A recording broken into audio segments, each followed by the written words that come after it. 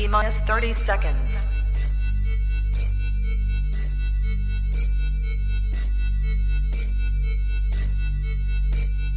T-minus 20 seconds.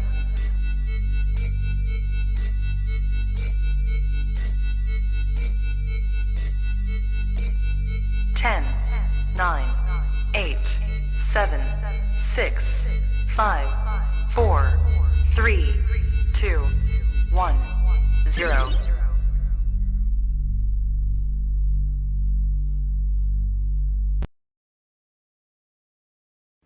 Good. You ready for do more in the future? Trap Talk podcasters? Yes. Man. Only Trap Talk. Exclusive. Yes. Exclusive. Oh. So stop calling us. Rub the spot, get the club to pop. When I come up with the crop, gotta love it or not. I'm hot from the hop to the rub the spot, get the club to pop. When I come up with the rub the spot, get the club to pop. When I come up with the rub the spot, get the club to pop. When I come up with the rub the spot, get the club to pop. When I come up with everybody, we do it. Everybody, we do it.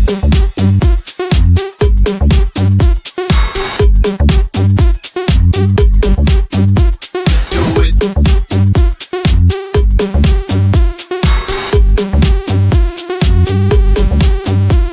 Do it. Do it.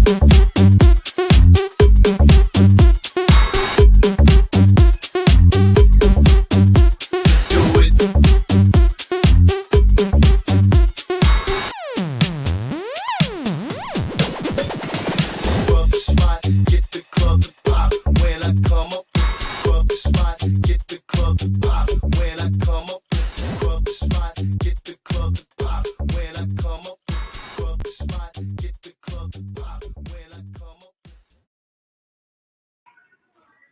You are now tapped into the coolest reptile podcast in the world, and I got one of the coolest, if not the coolest, vendor at one of NARBC Tinley's show. We have Dave Levinson, not Bob Vu. Dave Levinson. It's almost as good as Bob Vu. I just don't work out as much.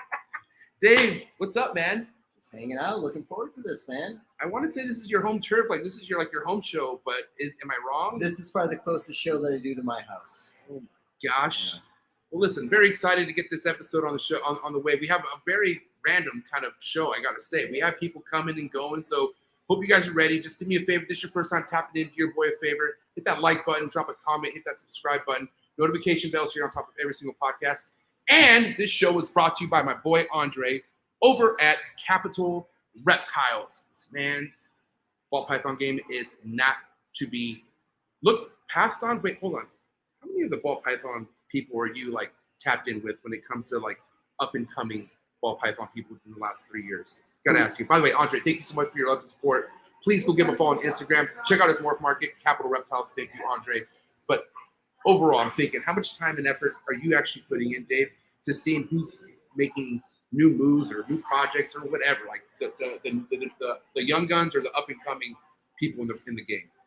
Well, I'll be honest. I think the up-and-comers coming in are more impressive than the last generation because they're going a lot harder and they're taking more chances on big projects. You know, one thing that I said from the beginning a few years ago was Brittany Gobble and JP were two good examples.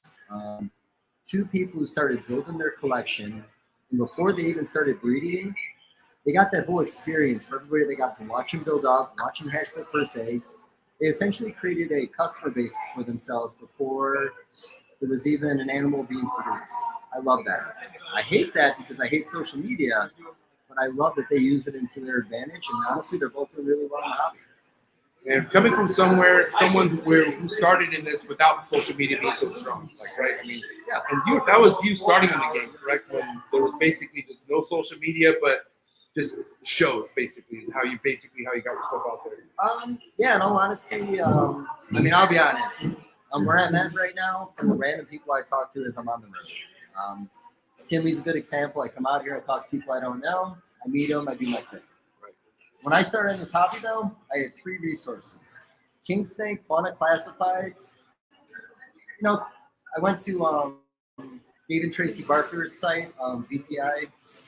They have the Breeder's Diary. I used to look at the diary. They had a bragging post on there. You're good. Continue.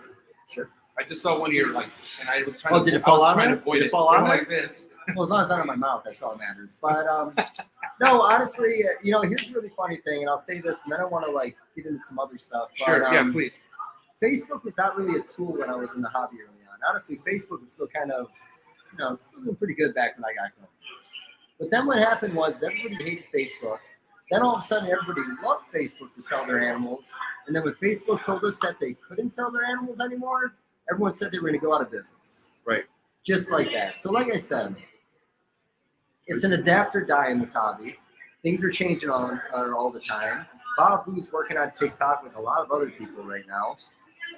Honestly, it's keep up. Are we good on the volume? Because I read that we're at red, so we got to have good volume.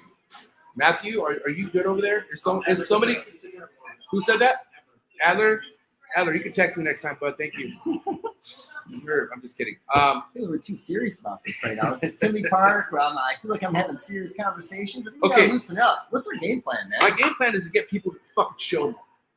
Like right now? No, I think the vibe feels good about it. I'm not gonna lie, man. Not like this, but I don't want to listen to us talk. Vegas, well, we got other people for that. But listen, Vegas, I had a good time.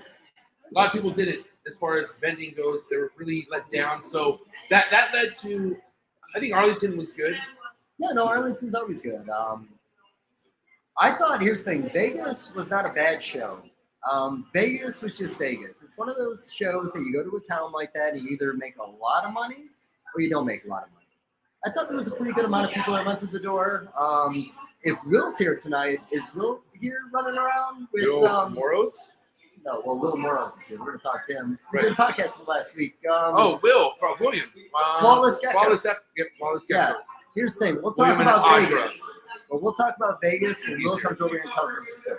Because honestly, that was the highlight of the Vegas show. Well, let's talk about one of the highlights of tonight's episode, and that's going to be that we are announcing a new podcast that we're doing together. I did it. I'm not gonna lie. This was not only one of my dreams, but Forrest, rest in peace, our good friend Forrest. Actually, there was nights where Chad, first person Chad Holker. Yeah, oh my God, I got him. Hey, Chad, Woo! let's get a taste. So we got a little taste here, and what a guy to have. This is gonna be a random night. Here we go. Chad Holker. We've got 5 minutes. Ladies, We don't need 5. Oh, shit. All you need is 2.5. We're good. See, Chad. How you doing, Chad Holker? Where you I'm coming good. from? Buddy? We came from dinner. Okay. And how was dinner? Dinner was very Asian and very delicious. Very Asian. Is this mine? That's so hard. Yes, please. Chad, what number Tinley is this for you? This is my 10th October Tinley. So, yeah. Because I've been doing it twice a year. Yeah, I started in 2012. I flew out here in 2011 to check it out. Right. And loved it. So I booked. That time it was not as hard to get into as it is now. I booked the following year and I've been vending twice a year since. I have a topic I want to bring up to both of you. Yeah. Vendor whores. Vendor whores? Yeah, vendor Like whores. sleuths? No, Okay. I'm talking like you have people. Bob's not here, but you have people you take pictures with. You have portrait Yes. type like memes. And you're like, Yes. wow, are they best friends? Yeah. And the next year, it's somebody else that they're doing that with. Okay. What's the deal with that? You got me, man. As long as you stay loyal, right? Trending? I don't know. I don't have a good answer for you because I stick with the same one. You really do. Yeah, You know what I mean? this is. By the way, everybody, you're not here, but this shirt's going to the auction tomorrow. This is the Chad Holker NARBC fucking wine mixer T-shirt. So Oh. Going to the auction with some good stuff tomorrow. now, For all you that are not here. I think the answer to your question is I'm a relationship guy. Yeah. So when I make a relationship with you, we're like always good. right? You know what I mean? Well, I guess I don't know. We all love our clicks. Good example. Yeah. You guys remember when COVID canceled the show last minute? Yes. Here was that Mhm. March. Yes. That You know who was showed up? Chad Holker, Oh, yeah, Winston, Rock. I had a great time. Our core friends, the people we'd hang out with anyways, were all here. And we had the best fucking Tinley ever because the people we always hang out with were here around us. Did you guys really have like kind of showrooms inside the the So, rooms? And so what happened is Sure, sure. everybody kind of started like a private chat. Like all the Tinley vendors got like we all opened up like a Facebook chat. Right.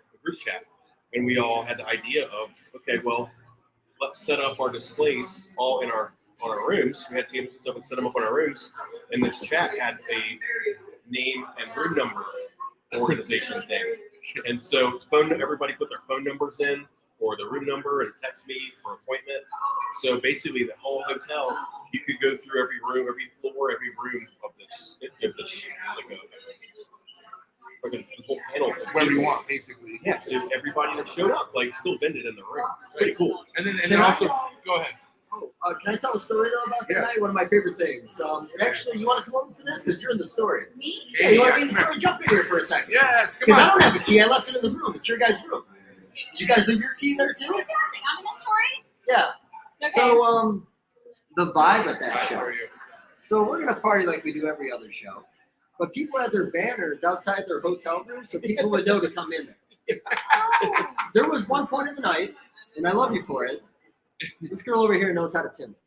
Yes. At one point, she was passed out on the bed. Chad had his displays on the bed, I had an appointment while she was passed out. and I'm pretty sure he sold the freeway. And I It was a sold it freeway with combo some of some of kind. animals walking. Yeah, They were like, killed they it. looked over, they're like, oh, I ate a didn't little know. too much candy I'm that like, don't worry Yeah. about her. Like, Good. No, don't worry about that. Keep it in You should here. give the thumbs up. I think. Keep it in here. I made some sales that night. It was good. It was good. I thought that was a great. That night. was my first thing. Tinley. That was my first That was Tinley. your, you And did it it was right. memorable. You did it right. It's very memorable. Okay. But my biggest thing is I'm pretty aggressive. I don't mean to be, but I'm pretty aggressive about why people should just stop being so like relying on social media relationships and show their faces. You know? And I'm glad people kill it shipping snakes, but like it's something like these stories is what makes what we do what we do. For sure. You know what I mean? It just changes everything. Like, Some people, and I know at first when I was getting into this, the funds were pretty low. And the overhead for this is, it's going to be pretty substantial. So not everybody can swing it. That maybe they can have a good social media presence, but financially making this happen is a challenge, for some. But with that, it's a justified expense because it's a marketing expense. right. So it pays for itself. You might go in here, show your face, make more people, mix it up better, and then have better sales. Let's talk about the bigger blessing and curse when it comes to the COVID wave. I wrote the shit out of that. I got I lucky, did man. too, I think a lot of God bless anyone I did out there. too. But then, fortunately, some people it was something that they thought that was going to continue on, and they kind of like was like, oh wow, fuck, this we is all gonna- thought that. And yeah. it's But just some of what you it are is. prepared for it. Too. Yeah, definitely. Yep. But I mean, what do you guys feel about overall it going like this? Obviously, COVID made it go like this, right? And then, but where we at as far as overall with the dip and stuff with these shows? Fortunately for me, like I've been in long enough to where this isn't new. It's a cycle. Like the economy, the whole national economy cycles up and down. The reptile thing does too. The hot projects become not as hot some years. New projects become hot other years. The whole cycle. The economy's shitty right now. This is what it is. So next year, the year after that, it could just ramp right back up. I'm not an economist. I don't follow it that close, but Yeah. this stuff will come right back around. I'm not worried about it. I mean, as hard as it's going to hit us, it's going to be able to Yeah. bounce back, which Yeah. is just part of life. Absolutely. So Yeah. I really love quoting people. I was talking to Bill Brand.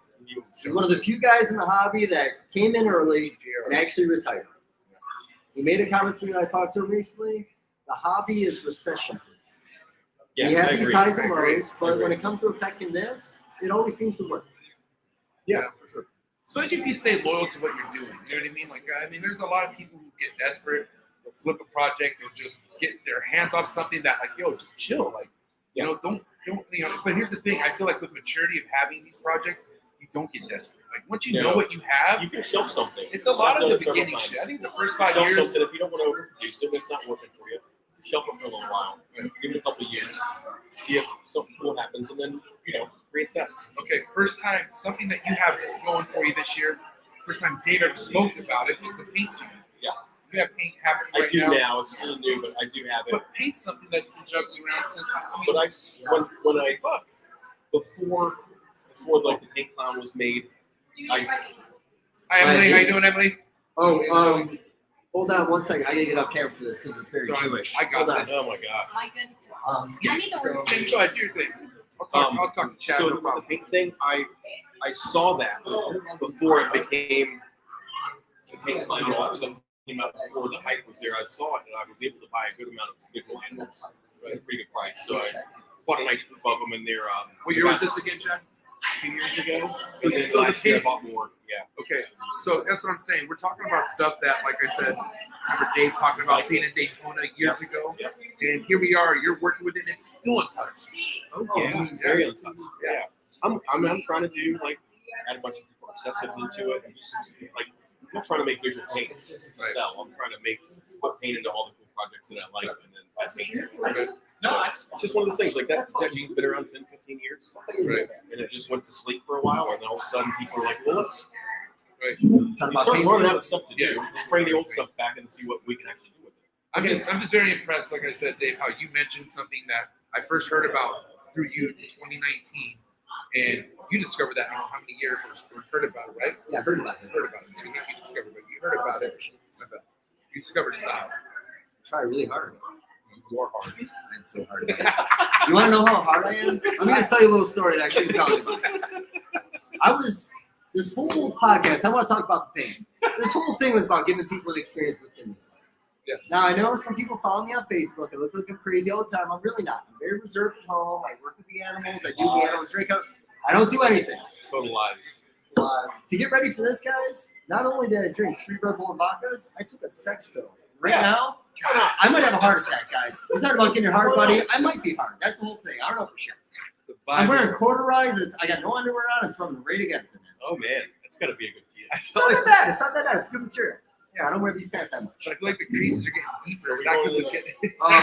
There's nothing deep about this crease, buddy. Oh my God! Listen, Chad. Overall, for anyone out there who's wondering what it's like to have to vend and rely on money, do you have any kind of relationship to that? Have you ever had a vend hoping to hit a certain amount of money at a show? Like even in the beginning days and all. Like In the was it beginning a- days, yeah. yeah, sometimes like in a lot of people can agree. The beginning days, like the expense to come in out this far or where I'm at, Right. A lot of us would have to make sales to have gas money to get home. Right. Like that's real time. Yeah. It's not like that anymore. But yeah, I mean, you got a rat bill, you got betting, you got overhead with people six. You do need to make some money to break even. So if you can break even, I mean, it's not terrible. You can pay for your rat bill. How about this? And I don't want to be mean. If you come to a show to cover your expenses, it's No, a hobby. It's terrible. Yeah. If you it's come to not the show good. to make money, to pay bills, For reinvest sure. in what you're doing, it's a business. Yeah, for sure. But, Yeah, but I do have expectations, and most of the time they're met.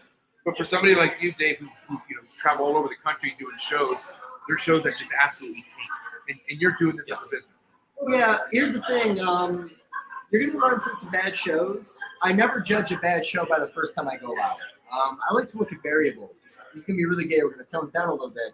I look at the weather. I look at if there's a sporting event in town. That's good. I look at any variable that can make it a The bad average show. income of the area. Average income of the area, Yeah. unemployment in the area. Yeah. Crime. He looks. I look at crime. I'm scared. Criminal records. Watch a lot of news, guys. I got to check that crime. Yes, you do. Too much. I'll calm down. Eventually. Man, I mean, crime is a real thing. People get robbed out there. Well, you live in California. That's the day to day. Where I live. But I mean, like, I live, San Diego, where I live, yeah, we have ghettos for sure, but I mean, for the most part, you're not going to get robbed. Not that you won't get robbed, but I mean, it's unlikely. But, Is this the mayor? oh my mayor's God, moving in? should we just have to sit down? There was some decoy around that need to be drunk. Hold on, first off, let's get Brian Potter. You want to get Brian Potter? Brian, come on, Brian, sit You down. want to keep jumping? Brian, ladies and gentlemen, we have Brian Potter in the building. Yeah. You sit down for a second. man. Cheers, I'm gonna brother. have to for this. What's up? What's up? Cheers, Cheers, MJ. Cheers, buddy. Thank you, Bill. Stick around, don't go too far. Be right here with my Look who it is, Brian motherfucking Potter. with my fresh regular haircut. Hey, bro, I'm not gonna lie. I heard you had a fucking sick ass party the other day, and I didn't hear about it. Got invited. Is that just like how many years in the game did you be before you even get considered about one of those? All right, it's the Thursday night before the MARC show, bro. Okay. Is that a tradition? Is this something? It is this year started. This is the tradition that we started this year. Hey, talk about traditions you started that I'm such a fan of, bro. Like, listen, at the end of the day, what I believe in is coming to things like this because all it does is bring you to the next step. Overall, how do you feel about what's about to go down this weekend? I gotta say, I've never been to a setup show that lit like today. Today was a good feeling. Bro. Yeah, it was. I'm with you on that. It was weird, right? It was like Jeff Byers comes up to me and he goes, "Bro," he goes, "This was like a third day. He goes, it was like a 3-day show, not a setup day. It was like a third day. Right. And I was like, yeah, I feel that too. You know, it was weird. I got that vibe. A lot of other years I wouldn't have said that. I would be like, oh, it's setup day, whatever it is, but yeah, this year it seemed like there was a little something special there. It was, I think tomorrow's gonna be nuts. Check it out. One thing I want to take advantage of asking since you're on here right now, Animal Con. I'm already seeing some people that I met at Animal Con at this show happening this weekend. What do you think about people like on the board about going to Animal Con? And when I say people, like people who are more like breeders versus creators, but they want to be creators. I mean, don't you think it's I think there's a lot of jealousy in the industry where guys that aren't creators want to like talk shit about creators. I'm not a creator. I'm not one, so I'm not defending creators because I'm one of them and I'm like trying to like defend my position. I don't even barely know how to use my fucking iPhone, so I'm not trying to act like I'm a creator. But what I'll tell you is that there's guys that are creators, and I think that there's people that want to be creators that like maybe they're very popular at what they do, they're really good at what they do, but they're not getting the credibility they think they deserve. So I think they kind of start to rip on some of the creators. talking about Animal Con. I think creators have a huge place in the industry because they drive traffic to our industry. People got to realize, like, you might be a great breeder, you might be great at this, great at that, but you don't drive any traffic to the industry, right? And I mean for everybody as a whole. So it's kind of my take. Well, I feel like the biggest influence I've seen trying to connect the breeders and the creators is you being a part of that Animal Con show. Seeing you and Bob there, Well, that was a trip because honestly, I kind of felt out of place. But I saw one YouTube motherfuckers there. I was like, oh, okay, I felt good. No, that's so the way it went down, the way Animal Con happened is Brian Barczyk called me up and said, hey, bro, he goes, I got an idea for a show, and I think we should partner on it, and this is kind of what it is. So Brian and I talked about it, and I said, dude, I'm in. I said, I'll call Bob. I said, Bob will be in. He's not a dumb guy. He'll see it, So I called up Bob and I said, hey, bro, we're going to do this with Barczyk. Like, what do you think? And he's like, yeah, sounds good. And so at that point, we didn't exactly know what Animal Con was 100%. It was nobody did. None of the influencers really knew. It was like Barczyk had this little crazy idea in his head, but he didn't really, I don't think, know how to explain to everybody what it was going to be. And I got that feedback from Kevin, from Jay, from a bunch of guys. They didn't really get it. Once we got there and we did it, I think people realized this is good. This is a big deal. This could be huge. And my take from it was, if we can do this, pull it off the way it should be, I think it could be great for the industry separately. It could bring a bunch of new people in and really pump up what we do. Next question. Yeah, please. So I do a lot of Comic-Con and horror conventions, and you have some, I know, am I saying that right? Is it my list? So like you get a lot of these where like, you'll have like your celebrities there, and then you'll have your vendors there. Are you guys gonna maybe try something in the future where you combine like a Animal Con with like a normal show, so you kind of get a little bit of both? It's funny you say that. Yeah, I think next year, I think Animal Con. I'm not saying we're trying to put a reptile show on an Animal Con. No, I'm not trying to do that. Right. Like this year, we had Bob Vu come down because I wanted somebody to represent a little bit of the side of the breeders and what we do and showcase some really cool animals, because I knew that at Animal Con, influencers would be walking around like with their cameras, right? They'd be like, hey, like, what is it you guys do? And I thought Bob would be a good guy because he's a business-minded guy, and he has great animals to showcase like some amazing stuff that maybe the general public who's following all these different guys doesn't even know exists. I feel like the overall American just like young Asian boys. There's that too. I feel like, Yeah, I mean, Bob is the perfect young Asian boy. Like, no, he's the young Asian boy. he is the young Asian boy. Yeah, So he you're is. respecting every other Asian in the hobby that's been doing this for a while. Well, I mean, as far as if we talk about like U.S. auction wise, let's be real. Like, Look, not many guys are pulling off the business side of things like Bob Vu. Yeah, it's true. Bob Vu schooled up a lot of dudes, been doing it a lot longer, and I kind of love when I see guys get like pissy about that. I think to myself, maybe if you were a better businessman, you'd be Bob Vu. Right. But you're not, so work on your shit. That's it. Or stay irrelevant. Yeah, stay irrelevant or start paying attention. I mean, Bob Vu, Josh Jackie, that was a bunch of guys, that are really, look at Canova. I mean, fuck. Yeah. How many guys can say, oh man, I've been around since the 80s, yeah? Well, Canova wasn't even born in the 80s, I don't think. and look what he's doing. Well, let's talk about somebody that's doing something fucking, I feel like is next level. Redline shipping, man. Shout out to Robin Mark. Yeah, no, that's amazing. So I have a part of that, obviously.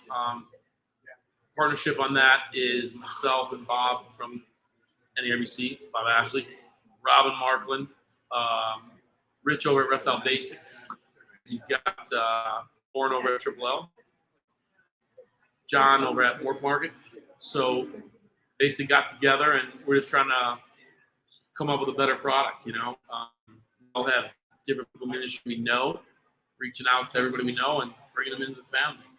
Now, we're talking about one aspect of you doing something with Barcheck, which, talking about haters, I'm sure people are pissed off. Not everyone, but some people are just like, what the fuck did you do that for, Brian? Sure. But on the other end of the And I knew we'd take a little hate. But I feel like, you know, dealing with how you care about what people think, is that even an aspect of how you do things? I'm just Totally. curious. No. I saw, like, as soon as we did Animal Con, I was ready for, like, the Facebook to blow up with all the fucking hate and all the bullshit. And this is what you have to realize. Sit down and say, all right, I don't like Brian Barcheck because he did some fucked up shit that day that not saying a good in the industry, right? Okay, put that in one little box. Now add up all of the people that he touches on a daily basis, weekly basis, monthly basis, yearly basis, that he brings into the reptile industry that don't even notice what all of the super passionate reptile people are pointing out, right? You know what I'm saying? Like they're pointing out these few things that he does. They're like, oh my God, he fed a animal, or he talked about getting bit, or whatever it may be. Or the croc in the Uber. Whatever it is, I'm down saying like, hey, that's not good. And I think Brian was obviously, with all the bullshit that went on, was sort of like dragged out on the carpet. And I think he changed his tune quite a bit. But what about all the people that he brings in? All the kids that are like, That's you know, the important. It's the if future. If you've been around him and seen how the public acts around him, the general public, which is the future of the industry, you realize, okay, he's got on a 1 to 10, he's got a 3 negative, but he's got a 9.5 positive. Right. So like average it out and figure out, okay, it ain't perfect, but he worked on a lot of that. I mean, a lot. Like he was, you know, everyone saw the videos. You realize he got it. So my point being is, I thought I'm going to weigh the negatives and weigh the positives. Positives far outweigh the negatives, and we went into it thinking that we could bring more people into the industry and kind of blend the two things. I don't think anybody's really worked with all of the influencers at a show level and said, hey, let's see what we can create with this. I'm not jealous of them. I just want to use them like cheap whores and bring people into the industry. You know what I mean? That's really what I'm here to make sure that all my vendors have the most amazing experience at every show that I can, and I think I can use those guys to help do that. Do you have anything you want to say on that? Well, no, I was going to say kind of his comment with Brian is, you know, what he does in certain markets, like Mexican black milk, shocked and price when we started talking about them on snake bites. I did blue tongue skinks for years. Nobody cared about them. They were $100, $150. Yeah. He started talking about them on his TV show, and long story short, $450 retail within 4 years after him talking about it. Yep. So he is an influencer. He definitely brings a lot of new people in and talks to them with buying. Yeah, and there's a lot of guys out there that can't put all that together. That's too much of a difficult math problem for them to figure out, and you know. So listen, at the end of the day, this is I'm hoping I could be one of many people that could bridge what I feel like needs to be bridged, because you have Animal Con that has a platform for these big influencers to speak, but then you have people who I respect, not only me, but other people respect, who have really good knowledge on things, but they choose not to be a part of that. And I feel like, well, how can you be mad at something that you choose not to be a part of when you could actually have a fucking difference if you come and speak at these things? Because, I mean, not everyone is a goddamn 1 million subscriber fucking YouTuber who's talking at these things. I was there, and I'm fucking, I'm 5,000 subscribers. So most of the guys who are super high power negative, I mean, they're reaching like a small amount of people. Right. That's the truth. And there's nothing wrong with that. They're on their journey to hopefully greatness, and they're working on it. But like, if you think you're going to become great in the influencing world by bashing the guys that are really drawing the huge crowds, it's probably just not a good way to do it. You can choose to do different things than them, but bashing them, I don't think anything's good about that. I ain't worried about that. Sorry. I mean, listen, at the end of the day, don't bitch if you're not do something about it. That's what I feel like. Yeah, Because yeah. at the end of the day, like putting out content is work. It's fucking not easy, man. Yeah. You know, but there's such a line, I feel like, and it's a pretty thick line. And you just have people that just go way over the fucking. It's like So here, you I'm throw gonna, your hands up, I'm like, gonna what say the something fuck? and I didn't want to say it. I never wanted to bring his name up because I really like this guy. He's we're not close friends, but we're friends. And I respect this guy a ton. And it's Dan Mallory. Oh, I love Dan. I love Dan, Fucking right? Dan. Dan's Yeah, a good. dude. He's Best Dan's. Dan Porter I've ever worked with. Dan's always been like a really, really, really solid guy. Straightforward. He's Dan's living Dan's life. He's not like He's in Thailand. he's You know not that? listening to the noise. He's always had like a very specific goal. He's always worked towards it, and he's always met his goals. Right. That's how I always look at Dan. And so lately, I've seen a few videos of his where he's, I think, bashing the Animal Con thing a little bit. Maybe not.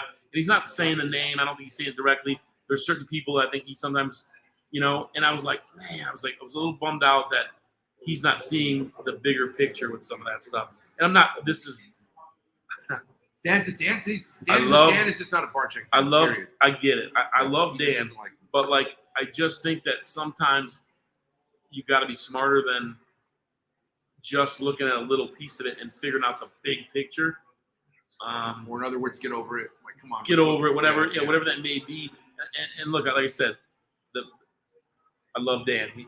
Dan's been. There's nobody that can pick on Dan for anything. He's spotless. He's squeaky I'll back clean. that up for He's sure. great, and that's what I'm saying. But I just wish a guy with that kind of pull, that kind of perspective, could step back a little more, and maybe look at it a little differently. Because I think he's missing out on some of it. Well, I guarantee if it's not Barczyk inviting him and the right person does, it's not. I feel like it's not out of the picture. You know what I mean? Yeah. Because this Animal Con thing will get bigger. And you know, like I said, I don't want the whole podcast to go Animal Con. No. baby shit. Sure. So I'm just kidding. Yes. No, but listen, at the end of the day, hate all you want, but Animal Con is going to be the fucking wave. I'm telling you right now, and I'm just glad I got to sit here with you and actually ask you that. And just really because I think a lot of people don't understand how you play a part with Animal Con with Bob, and it's not just Brian just fucking by himself. Like he has support on this. Oh, And- yeah, and people totally. need to look at that. Like at the end of the day, fucking Brian has the biggest hitters he could get backing him up. So I think that's it. Yeah, we jumped in. I mean, we're partners on the whole thing, and I'm excited about what we can bring to the table. I'm excited about what that show can do to help everything that we're doing. And that's all shows, not just us. It's going to help everybody. It helps the entire industry. It's not just completely self-serving. It's going to help everyone, I think, when, you know, more and more of these influencers are coming to more and more of the shows and showing more and more of the general public that just doesn't get it. What about the general public who just were like, I'm not going to vend permits? What the fuck? All those people out there wondering how that process is going. How'd that go today? How did everyone get their certifications or what it was that they needed to make sure they were good to display? Can I animals? say it? Because I Yeah, was on please, that sure, end. yeah. Please. Smooth as fuck. I got to my table. People came over. I filled out my little sheet of paper. I gave them $50. They looked at my animals, and now I'm done. Yeah. It was nothing. No, it was cool. So the law's been on the books. Let's just. I want to set the record straight. The law's been on the books since 2007, right? So that law's been there. If you bring animals into Illinois, you have to have a health certificate to bring them in. Whether you agree with it or not doesn't really matter. It's been on the books since 2007. The law was not done through a judicial process. It was done just through a whip of the pen. My goal is to take herps and invertebrates off of that rule, because it's not really law, it's rule, I guess, if I'm saying that correctly. And it can be changed by the whip of a pen. It doesn't have to be done through a political process, which is good. So I'm hoping that the head vet for Illinois will see it our way and say there's zero zoonotic transmission between reptiles and humans, and inverts is completely ridiculous. No one's doing health checks on isopods and tarantulas. It's not even happening. So if we can remove all of that from the bill completely, or the ruling, this will all go bye-bye. If not, I'm hoping that Illinois will say, this is the best process. You come to the show, there's a show veterinarian. It's economical for everybody, which makes sense business-wise for a state that needs things to go the right way business-wise, and we can continue on the way it's been. So we'll see. But my goal between now and March is to get that stuff removed completely, or have the state say, this process works. We can have a show veterinarian and do it that way. So another thing too, because I do shows in a lot of states, this isn't the only state that does this. 25 states do it, 7 enforce it. So it's half the states in the country have the same law. I had a guy, oh man, as soon as I posted up that this was going on, move it to Missouri. I was like, you mean where they have the same law? Yeah, right. Thanks, pal. Appreciate the input. Hey, I gotta say, I mean, how are things been with U.S. ARC auctions? I mean, and do you feel like things are going on the up and up when it comes to these auctions nowadays, or do you feel like they were once better at a point? You know what I mean by that? I mean as far as volume of people that are showing up. I think they've gotten crazier and crazier over the years. If you want to know what's going on and you really want to stay abreast of like all the shit that's going on, not only become a member of US ARC, but also PJAC, which is the Pet Industry Joint Advisory Council, which existed before US ARC. And if you saw the number of laws that they're trying to pass on a weekly and monthly basis, you'd be terrified. And you should be, because basically we have to win every battle. They only have to win 1 out of every 10. That means every time there's 100 things they try doing, they win 10. And if they win that much, that often, we're out of commission completely in the next 2 or 3 years, 5 years tops. So anybody that's against US ARC or against PJAC is just completely clueless about what's going on. This is the first time I've ever heard about PJAC, ever. Oh, PJAC's dude, old yeah. school. Yeah. PJAC's awesome. But do you feel like that's something that should be talked about more? Oh yeah, 100%. Yeah, they don't get. So they help us a lot. They're behind the scenes constantly. They work with Phil. Phil can tell you that himself. They're doing a lot on their own. Bob and I generally try to give them a little bit of money as well for what we collect. Yeah, a ton. Yeah. I mean, I don't know. Jesus, this is why I love the shows. My ass was in the dark with so many things. Before the show, I didn't know what the fuck US ARC was. I heard it, but I also heard NARBC and all this other fucking things. I kept hearing letters. You know what I'm saying? Sure. And a lot of things, a lot of people just, they're in this for the animals, but they don't understand the important part of why we're able to keep our animals. You know what I mean? Which is, start with Phil Goss, the whole team at US ARC, but the motherfuckers want to battle for this shit. You know what I'm saying? Well, it's crazy when you look at like how this whole thing went. You know, I got in 1989 is when I kind of like started getting into everything. What a year. And you know, getting involved in it, and it was just wide open. You could kind of do whatever you wanted to do, and you know, there were some crazies like you got your Tom Crutchfields and Strictly Reptiles, and like some other guys that were like, you know, La Vida Loca. Yeah. And so all of a sudden stuff started cracking, right? You were at Daytona or actually Orlando, and like, yeah, they just arrested 3 guys, you know, just different shit started happening, and you were like starting to realize what was going on. It was becoming a wild hobby into an actual industry, and the ball python thing obviously took it that direction. For all the ball python haters out there, if there was no ball pythons, there really would be no industry. It would still be just a hobby, and guys kind of fiddle fucking around. I mean, I'm sure there are some people who are like, don't tell me anymore if I don't want to hear it. But at the end of the day, that whole fucking ball python schmick, bro, all those motherfuckers are asking me how to get into projects now. And it's well, yeah, you know, you had guys with, let's say, rarer snakes, rarer projects. There wasn't even, first of all, it wasn't even the fucking projects, right? It wasn't even a thing until ball python money started like fucking flooding in and putting sick cash in people's pockets, and then they started finding other animals to work with, and those people that produce those things all of a sudden, oh shit, look at this. Ball pythons drive the whole thing. So you hate on all you want.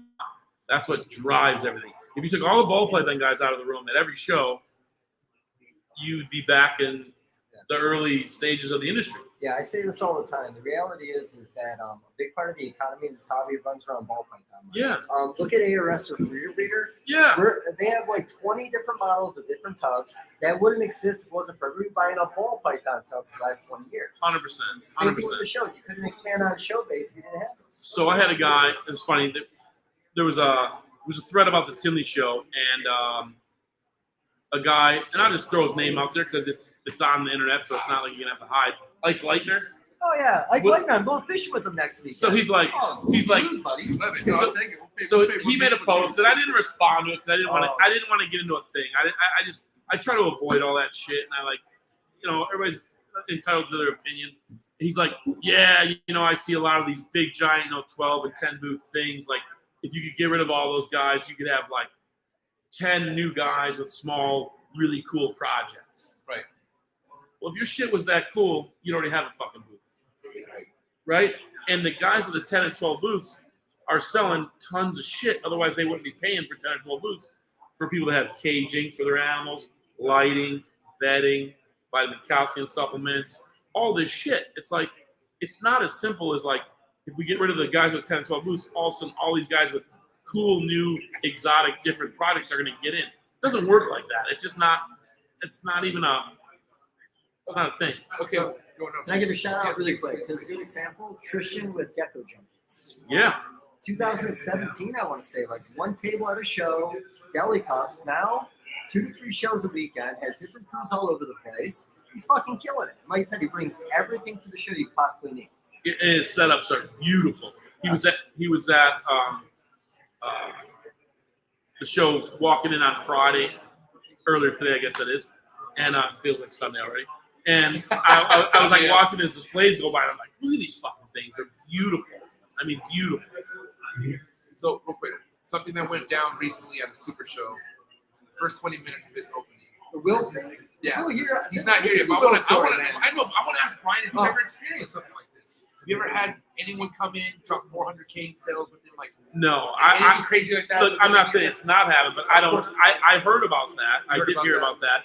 But no, I've never seen it. Should I hit up Will and see what he does? Well, I reached out to Pete Call after that because I know he had some amazing Daytonas back in the day. Oh yeah. I told him that number. It wasn't the numbers he was saying. We've heard rumors what No, those numbers yeah, were back no. then. It wasn't what happened at this show. That was Yeah. a rarity. Yeah, I dropped my partner and I from Chicago Reptile flew into Pete's house. He picked us there. We dropped like 50 grand, and that was in 90, and that was a huge fucking deal. Like that was a lot of money, And now I don't think that's shit. That's 50 grand is like nothing. Peanuts. Yeah, peanuts. There's guys that'll do 2 snakes 50 grand. Like no big deal. I remember seeing a 10 grand deal go down. The guy, and the expression on the guy's face was like fucking nothing. Like, Yeah, and he was just 10,000. like, dude, this isn't covering my fucking rodent bill. Like, Yeah. or something. I'm like, dude, that's true. Like, think about all the fucking money you put in before you even make a snake. Oh If yeah. you're doing it right. We bought a Wookiee clown. What the hell is it? It's a black pastel. Let's see if I can even come up with all the shit that's in it from Ray Kraken. Wilkie like a year ago. And it was funny. I wrote him a check for 11 grand. I dropped it in on a female, and before he was home with that check, that thing was locked up.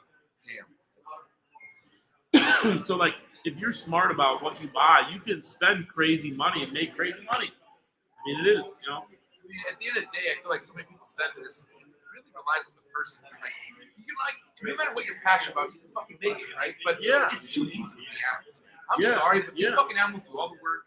If you could just be if you have a bit of OCD that you can stick to, and you can care about these animals, everything happens. I go back to Bob and Canova, right? Bob Blue and Canova. Like, those dudes are like wrecking shit, and they haven't been around that long. Right. I mean, neither one of them.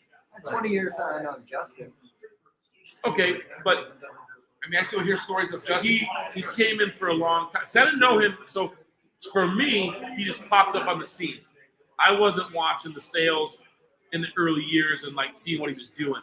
I'm sure it's a lot. Like my perspective of Canova and everybody else's perspective of Canova is that like he's been around for 3 years and just wrecked it, right?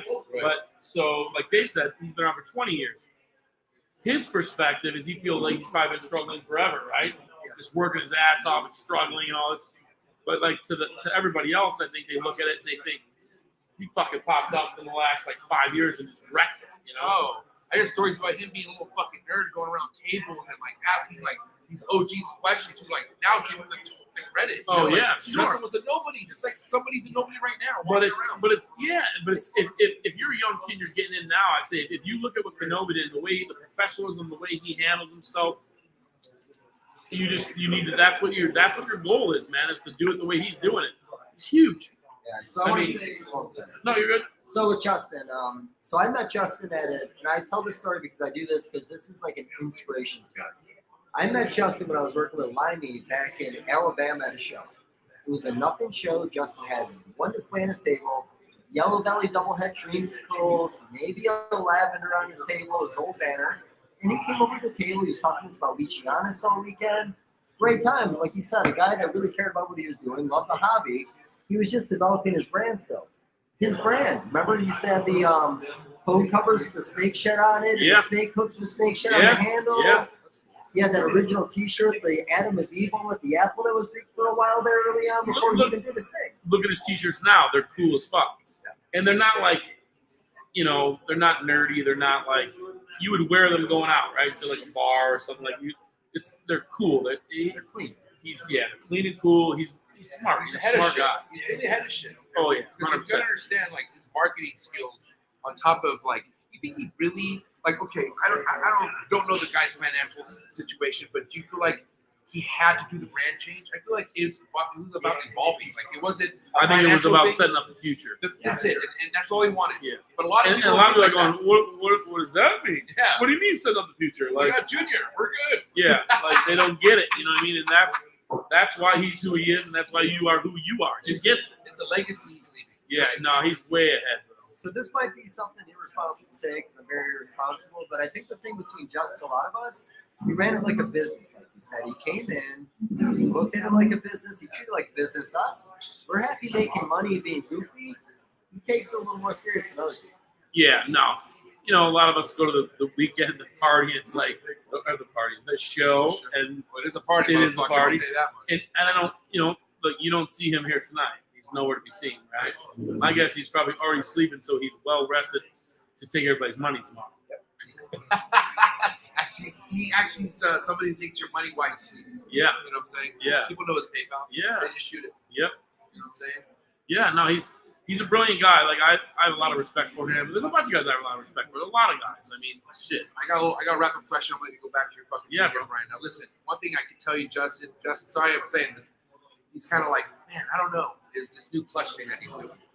Only because there's other people who've been in this industry as far as the apps and maintenance goes, as far as management goes, for a long time, and he's just coming into it. So he's worried about that. You know what I mean? How do you feel like he's going to go? How this is going to do against everybody out there? That thing will fail. If I'm betting, I think it fails. I don't think it's necessary. Not ripping on him, not going against him. Just one of those things where, like, everybody. I think I'm saying this to try to inspire people, and that sounds weird. What I'm saying is, like, everything he does isn't an automatic win.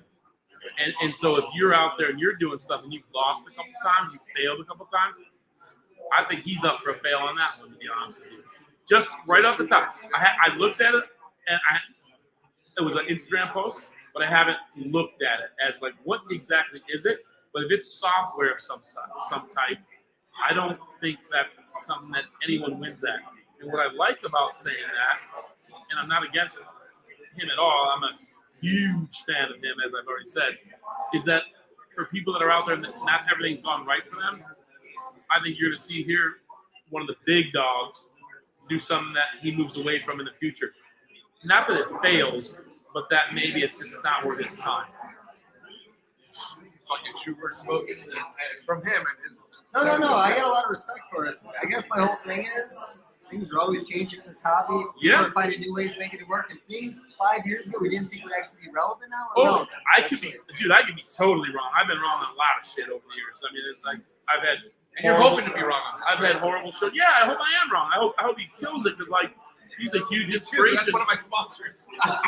Yeah, no, he is one of my sponsors. You know what I'm saying? Like, totally. But I'm being honest, man. That's who I am. I'm always honest about it. If you ask me a question, I'm gonna tell you. Like, say how it is. I just think that, like, if he wins, I'm super happy, and if he fails, there's part of me that says, "Look at that, everybody! You don't win all the time, every time." Not all fucking rainbows and unicorns. Exactly. You're gonna fucking fall on your face once in a while, and everybody that can happen to everyone. You know? You gotta eat shit to be the shit. Yeah, totally. Yeah, nobody's just wrecking the game every day, all day, and never losing. Nobody. Speaking of that, I'm gonna bring some condom readers who get nothing but their fucking hearts broken all New the time. condoms? Just we're talking about condoms. I want to sit right here. Thank you, Brian. I appreciate Thanks, it. guys. I appreciate Brian it. Potter, ladies and gentlemen. Thanks. I gotta steer all Appreciate by all- myself. No, you're right. No, you're Steer straight. them No, you're good. All right, I'm out. Bill Stiegel, John Herbie, step up to the fucking plate. Let's go. Here we go. Ooh, I'm tipsy. I was gonna say, should we I'm very sandwich excited him in for the this. middle? I'm very excited for We this. should the host be on the outside and put the guests Yeah, in the yeah, middle. right here. Put Little John reach around, Irby. reach across. John Irby, ladies and gentlemen, Mid-Atlantic Arboreals, and then we have the mayor of Conjo Town, Bill Stiegel. This is my boy right here. Been a long Listen. time since I've seen John. I'm mad respect to Bill Stiegel for getting Canova into the Conjo game, but I would give you bigger respects if you could get Dave Levison into the Conjo game. It's not that I don't want to. I'm not ready. You're afraid of him. Well, I'm of well, course I'm here's the thing. Like, you know, I learned a lot about all that from Forrest. I used to love going over there and seeing all the Forrest stuff, talking about the lineage stuff. I love all that. It's one of those parts of the hobby that I feel like I really want to devote myself to. I'm just not ready yet. Yeah, big step, man. I don't want to jump in the sun until I'm like ready to go all the way. For sure, I get it. I did the exact same thing a decade ago. You know, I wanted to keep those things for a long, long time. But and at the time it was warranted. You know, they're defensive. They're sick. They're hard to take care of. Hard to breed. But that has changed a lot in the last decade. And a lot of it's because, the captive bred aspect. Yeah, I was gonna say because like in the blood python community, everything is Same. nasty. It's mean. Yeah, Same. they pulled them out of a swamp and put them in your head. So they're being nasty. Exactly the same thing. What about somebody with certain kind of biosecurity measures that you take, John? I've had you on the show. You don't play when it comes to that stuff. You're very, clean when it comes to working in and out of your collection. Is that right? I try to be, but it's mostly just I've seen people that are a little more strict than even I am, but I just take a common sense approach. I work my babies first. I try to start there after I've showered in the morning, and after I get done working the babies, even if I want to just look at them later in the day, I just don't. Right? I've done that. I do that for an hour or two. Let's say on Saturday to let's say I'm gonna do a big training session. I just get all the looks in I want on them, and then I move on to the rest of the collection. When I start working then I go to the yearlings and things like that. In theory, in my mind, they've been on Earth longer and in my house longer, and therefore just more opportunities for exposure. So I go there, and then I just work my way to the adults, and then the final is the stuff that has maybe been sick before, or maybe it's had a problem, or it's just the oldest and it's been bred a ton of times. And so after I then work those animals, I don't go back to my most precious stuff and start touching it a bunch. I just do things like So that. common sense, right? Right. We're talking about the same thing. Like it's the same thing in my room. But Dedicated baby room, right? But you too, Bill, if you look at both your guys' stuff, it looks nothing but precious. Everything's fucking precious. When was the last time either one of you, Conjo speaking, would be kicking the balls? I'm talking that Conjo, what the hell was that all about? And has it been a while? I mean, I prolapsed right here recently. You know what I mean? So, I had a baby who died today as well. oh my God. Today. Which one was that? Not completely unexpected. It had prolapsed before. Just kind of blunt, small baby.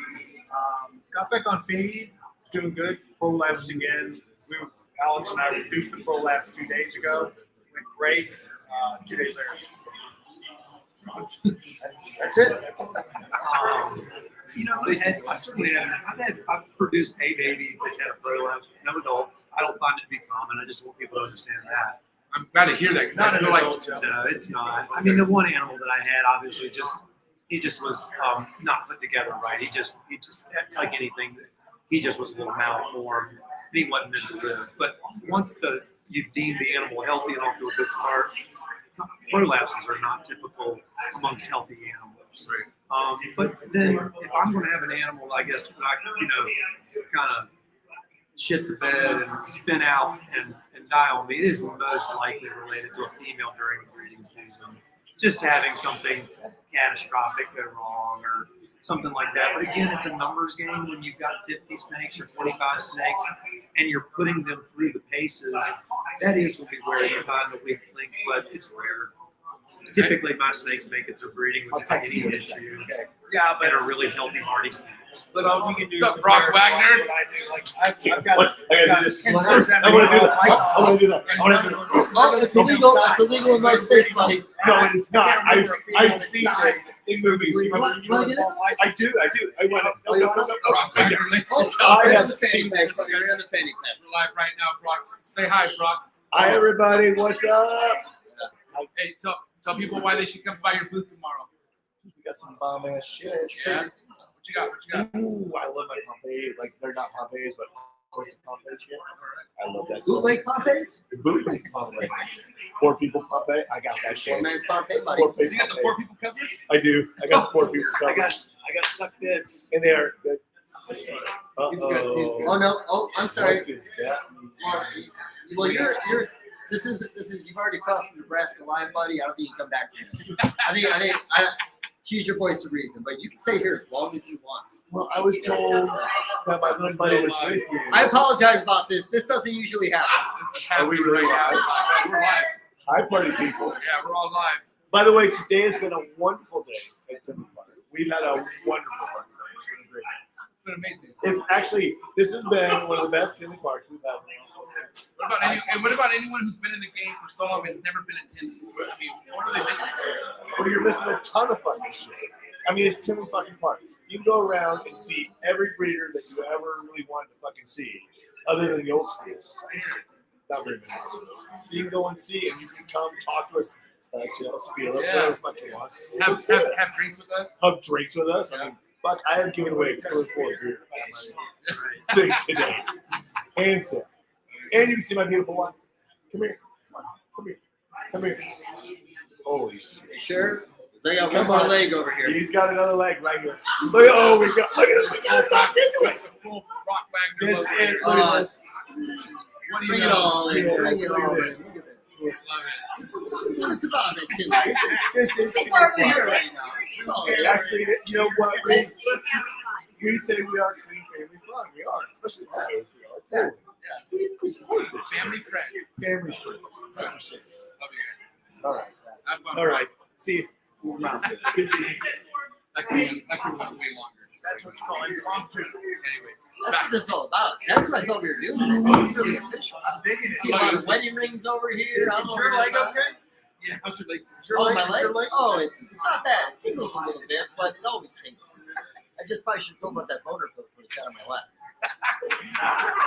All right, listen, John Irby, I gotta say, pleasure seeing you here at Tinley. I don't see you. I've never seen you in Texas. I mean, not that you don't go to Texas, but I've never seen an Arlington show. Are there any other shows that you're willing to go check out? Sure. Which ones? We were just talking about going to Daytona again, which we used to go years ago. Dude, I need to go. Go. We used to go years ago, and I think it's, from what I hear, it's doing really well and pumped up and big, and so I'm thinking about doing it. Now, And speaking then I of also want to do a California show. There's some good ones. Trap Fest, you have to go to Trap Fest. We just did that. Yes. And it seems like the Arlington show is kind of revved up in size. God bless Arlington show, but it's just coming to my place. It's a Steegle show. That's the best part. The Steegle show is something not to miss. It's like we were talking about earlier. I was like, I don't want to get in the way of my standing around with drunk people talking about this next time. Right. You know what I'm saying? That's what I'm here for. So Bill's house work for. I don't need a good reptile show. Just need Bill's house. Bill will work for your company. You got the worst hangover on earth. As long as I Bill's can house talk to will drunk work for people about their snakes. That's all I'm here for, Oh man. man, there's plenty of that. So listen, guys, enjoy the rest of your weekend. Thank you so much. I'll see you, Bill. Thank you, guys.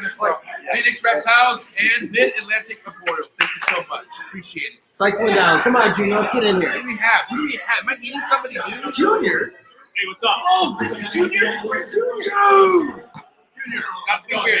MJ. Check it out. Wait a long time to get this guy on any podcast. We're talking like 2019, right? Get him on the show. One of the best podcasts ever had. But he's telling a story about knowing you and your dad, right? This is how this pops, right? So, anyways, pleasure to have you here. It's a good story, I'm sure. Yeah, you should go back to it. It's actually You can tell that one story down in Alabama. Okay, that's your story. That's our story. Yeah. That's our story. You started telling all kinds of people about it. I was getting text messages about Yeah, I'm telling it. it. Yeah, no. yeah, upstairs. You All right, so I'm going to keep us on track right now. So MJ was asking about NARBC. Okay. Junior has vended every single NARBC except for the first one. Yeah, my first one was You need a year though. You need a year leading. Let these people realize how long you've been doing this. 2003, and I haven't missed one. Since even the March one for doing those. Been there pretty much every single one except for the very first one. So been a good show. Oh wow, great. Yeah. Sweet. Yeah, way to peak right there, buddy. Yeah, my bad. Well, that's My kind of bad. like All right, what a horrible question. It was a good. I guess. A lot of people have been a Well, couple how years about over a this? very long time. How many venues do you think were at that first show? I don't remember. But Great presentation. Let's do yeah, something else. I mean, look at Bell there and everything, and I'm trying to think who else. That's a long time ago. I was 16 years old. So, Okay, how about this? At what point did the show go to a next level where you realized it was going to develop into what it is now? I think pretty quickly. I think Tinley was like, because I remember, Dice Game go to the Tony show. I remember telling him that was another show to go to. He was looking to get like ball pythons and the stuff that he was looking for. And it started catching on pretty fast. I mean, within a few years, it was generating a lot of steam. And as Daytona kind of turned down around like 2007, 2008, Tinley kind of quietly became the lead show. So yeah, it has been like my favorite show for a very long time. Just the whole layout was really good. Brian, he put on a really good show. Now, how many years do you guys go back now? 03. We missed the first one, and it's been at every other one since. Yeah. Wow. Now, and overall, is this the main one you do, or do you do any other shows? I used to do more shows. I used to do Daytona all the time, and because that's like some people ask me, how do you have that spot out front of the show? Right. That's because like the first show, yeah. And then my dad said, he goes, hey, can we get the tables right there? And so there, Brian, Bob was like, okay. And then ever since then, we've been there next to Mike Novy. And we had come with Mike Novy too. So Mike Novy's been actually doing he's right over there actually, coincidentally. We're gonna call him in actually. Oh, really? Okay. Yeah. Actually, go ahead, Novy. Why don't you jump in, bud? Yeah.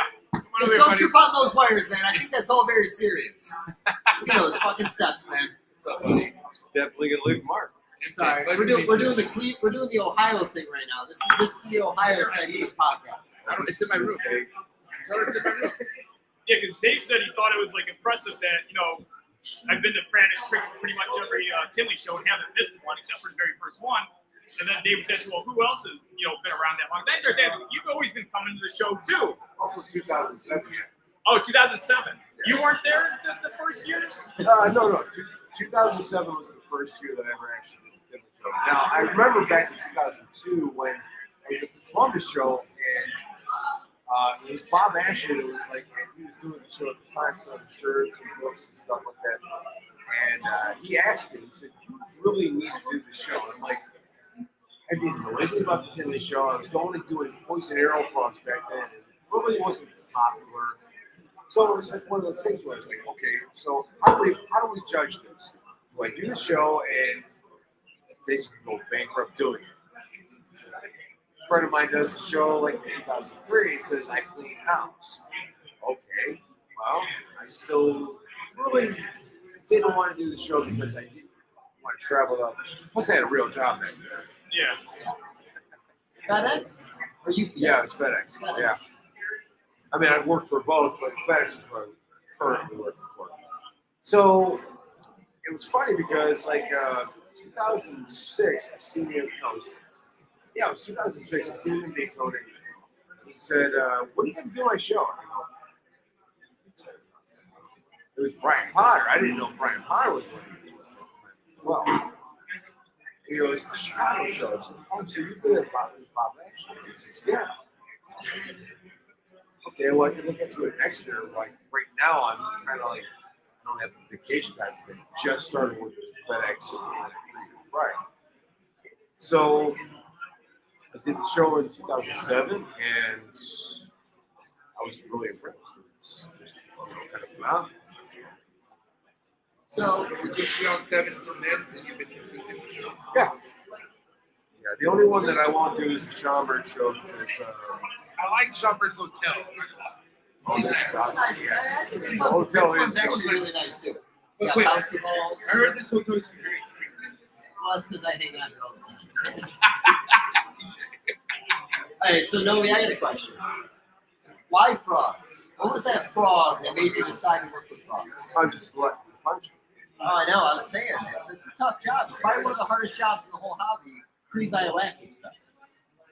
Well, depending on what you're using, like what frog you're going to use bioactive for. There's a lot of tree frogs I would not suggest.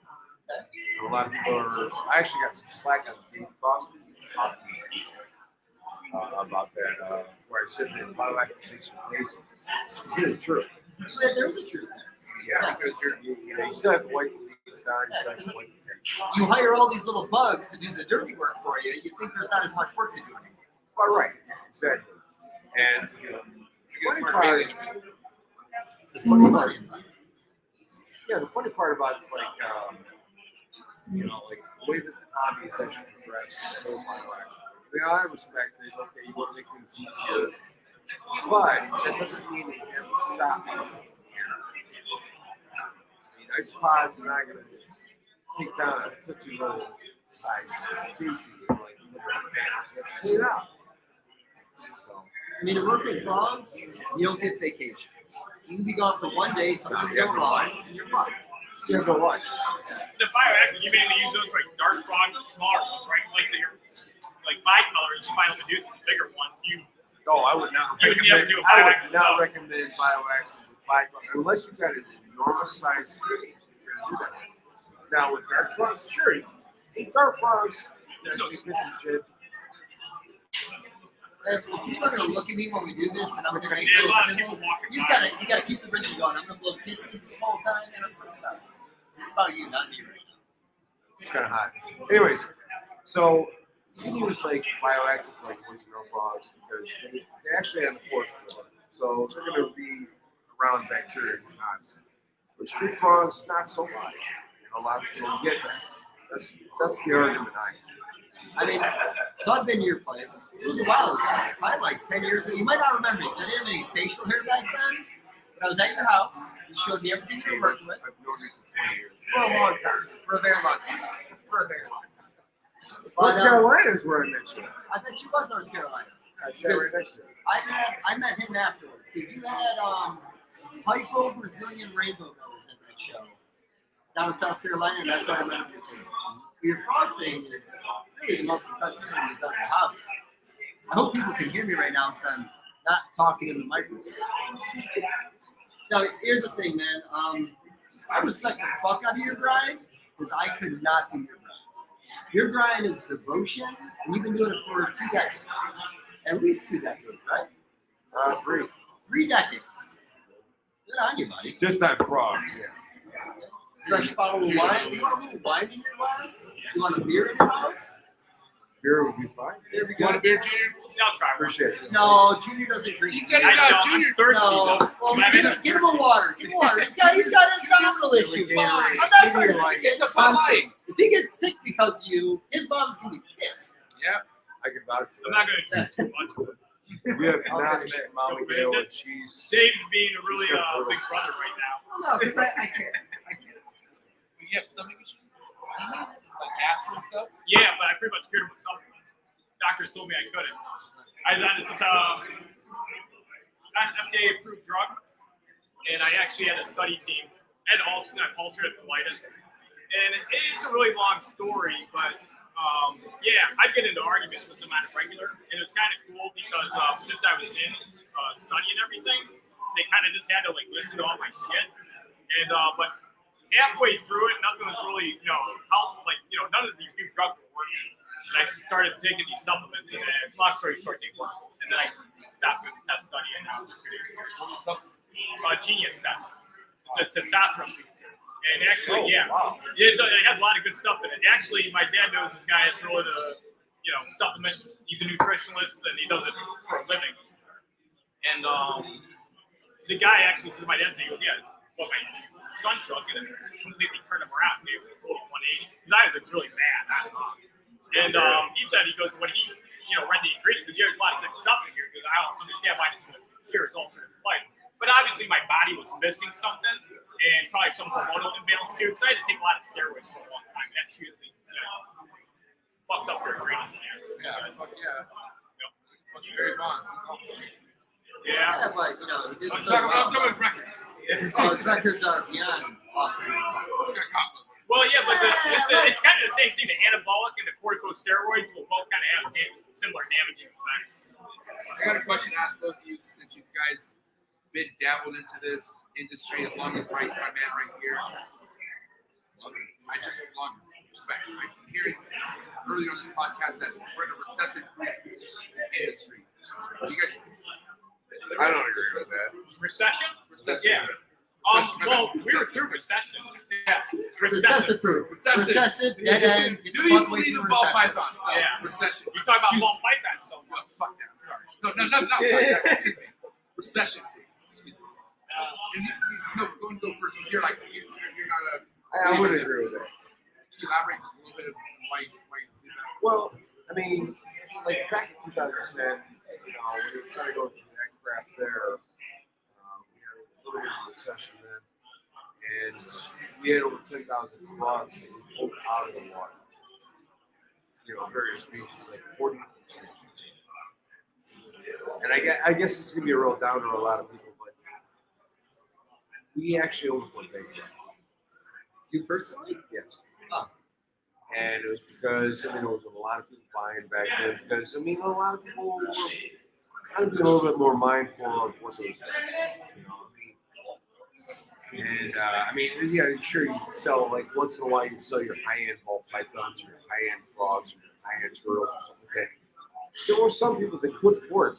Not a lot of people, not like the normal average people, the average Joe. You know what I mean? So I think that year 2023 is going to be kind of like 2010 a little bit. So I always give people that caution as don't try and overbreed, don't try and overdo it because not a lot of people have a lot of funds. Yeah, it'll bounce back.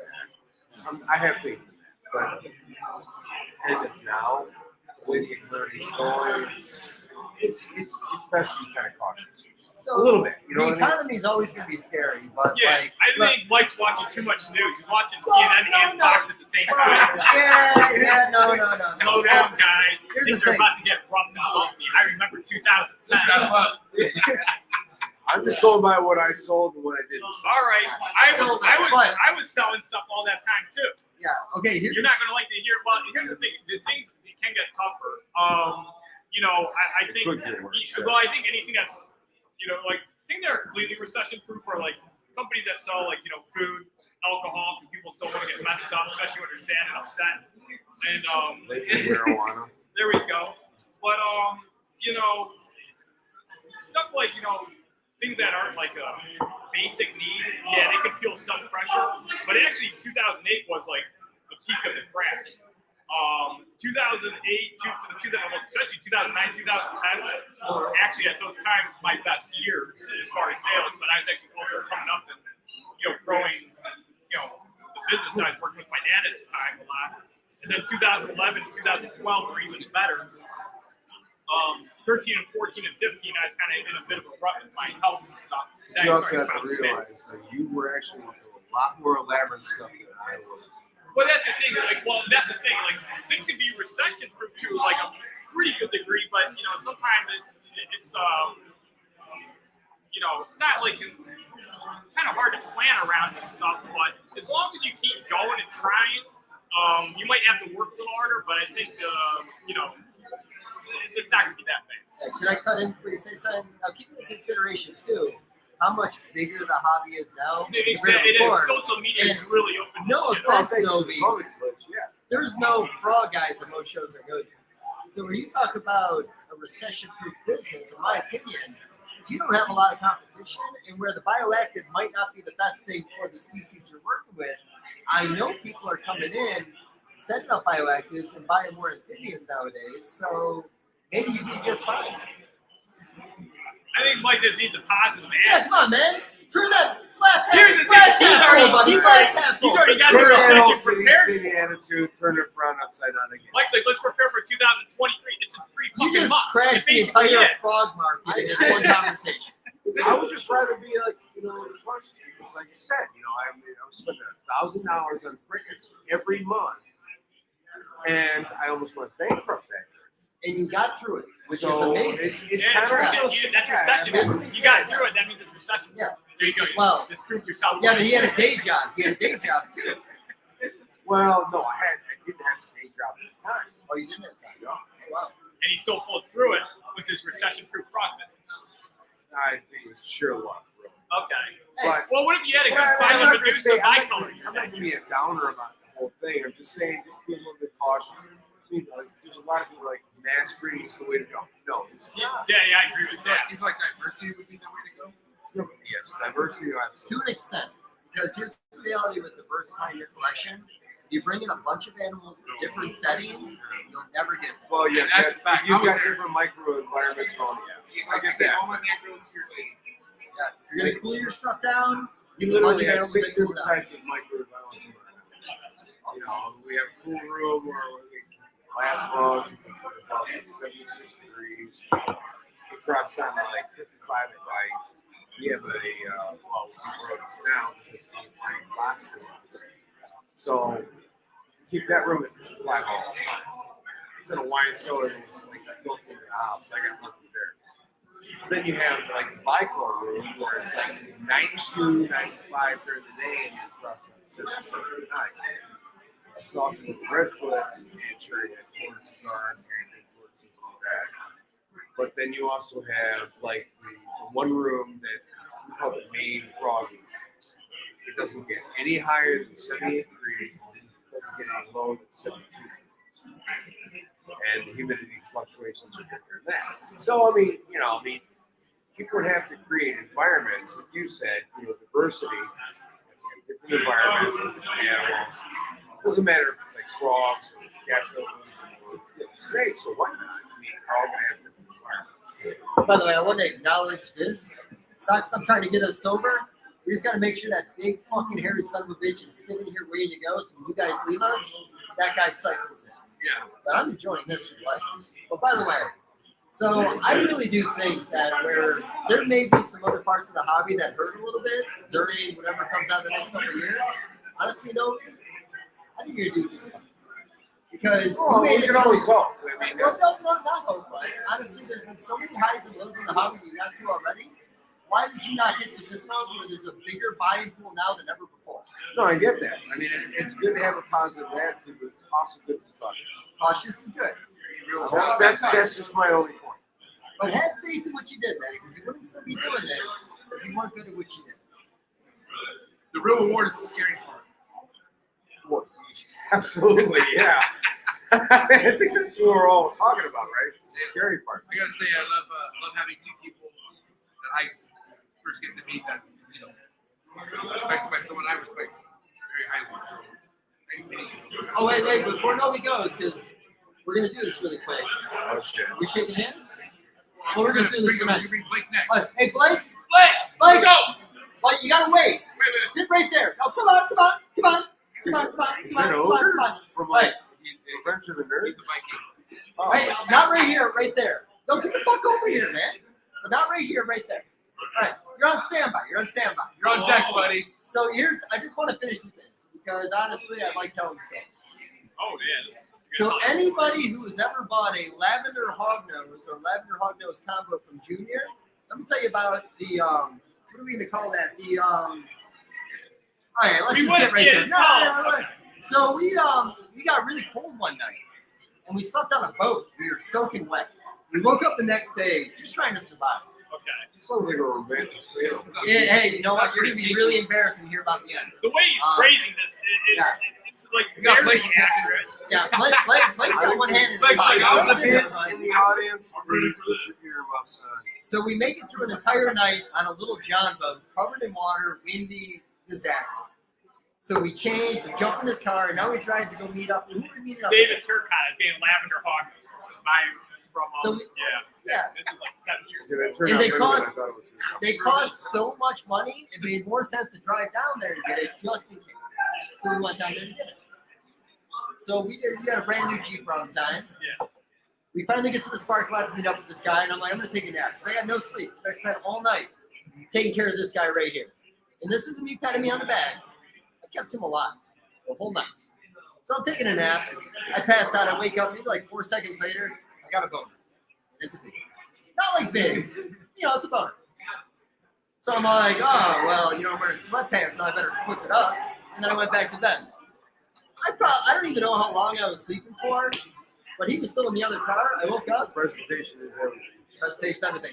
I wake up, cum everywhere. Yeah, he jizzed on himself in my fucking car. Yeah, and he was telling me about it. And then, like, You know- yeah, he was changing. He was like getting naked too because he was changing. I was trying to hide the evidence. Yeah, and I looked over because there was this other guy in the parking lot, and I'm like, yeah, I just look at this guy because he's looking at me because he just made eye contact. This motherfucker's getting naked in my car.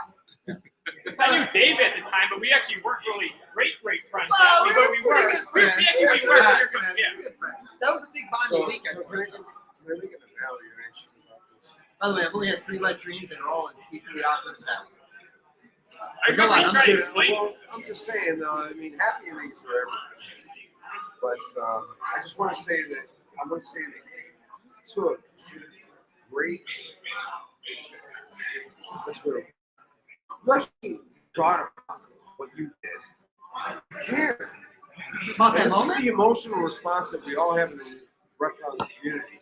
Now, of course, Judy didn't have the best response. No, because I got it on his seatbelt. It was a brand new car. That was Oh, my I bad. didn't That tell was my my Brandon bad. first. Oh, but no, I didn't get it on his seatbelt. What's the value? See, this is well. The only problem with that is it's his car. He should be able to christen it. Oh, You, on the other hand, You don't get that pass. well, he can christen the driver's seat. I get the passenger. I'm not gonna lie. Is that how you count? Oh, Hey, you yeah. guys, What a you guys story. enjoy your table. You get the fuck out of here. Luckily, I don't have a appreciate deal you tonight. guys. Hey, Thank you, yeah, Novi. man. Yeah. All right. See you later. Let's get this big pump Blake dude over Wilson, here. let's go. Yeah. Here we go. Better scoot over. You sit where the fuck you are, buddy. There he is, man. How's it going? Texas, Doing good. Texas and Kiki is in the building right now. I'm gonna drink that beer for you, buddy. Blake, how you doing, Blake? I'm doing fabulous. How are y'all? It's a little cold. It's really fucking cold here. You came in late but beautiful. You're good. You can't. Do not stretch that out, please. No, just Do not stretch that out. I'm gonna put it over my shoulders, man. I know he's dirty. I know he's dirty. It's gonna be okay. You already did that to me. It's not the dirt, it's the muscle tone. He's a lot more buff than I am. Well, it might be the smell. No, but seriously, Blake, how you feeling about this weekend at Tinley? I gotta say, I'm excited to see you bending because if you want to talk about diversity at a show, I love seeing the shit that you bring, bro. But I'm not gonna lie, man. Working with the imports is not always rainbows and unicorns, is it? No. It's good money though, boy. What do you? No. I'm just gonna fuck him. You keep going. I'm just saying. What are you expecting to sell this weekend? I'm hoping I sell the rest of those turtles, man. I'm tired of cleaning turtle water. Fly Rivers? Fly River turtle. I brought a bunch of them. I got a really nice display. I spent a lot of money on the display. That's pretty much all I legal got. display, right? It's a legal display. Legal acrylic. Everything's legal. Okay, so Everything's legal. All of it. Even the turtles. What are they going for at the show? 2,500. 2,500.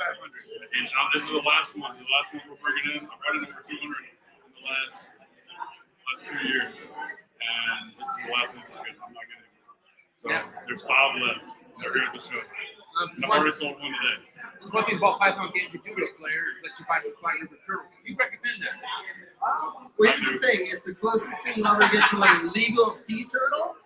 So if you love sea turtles, you get a Fly River. Sea turtle without the salt, man. It's just fresh water. It's easy. And they're very hardy. Everybody says they're hard to keep.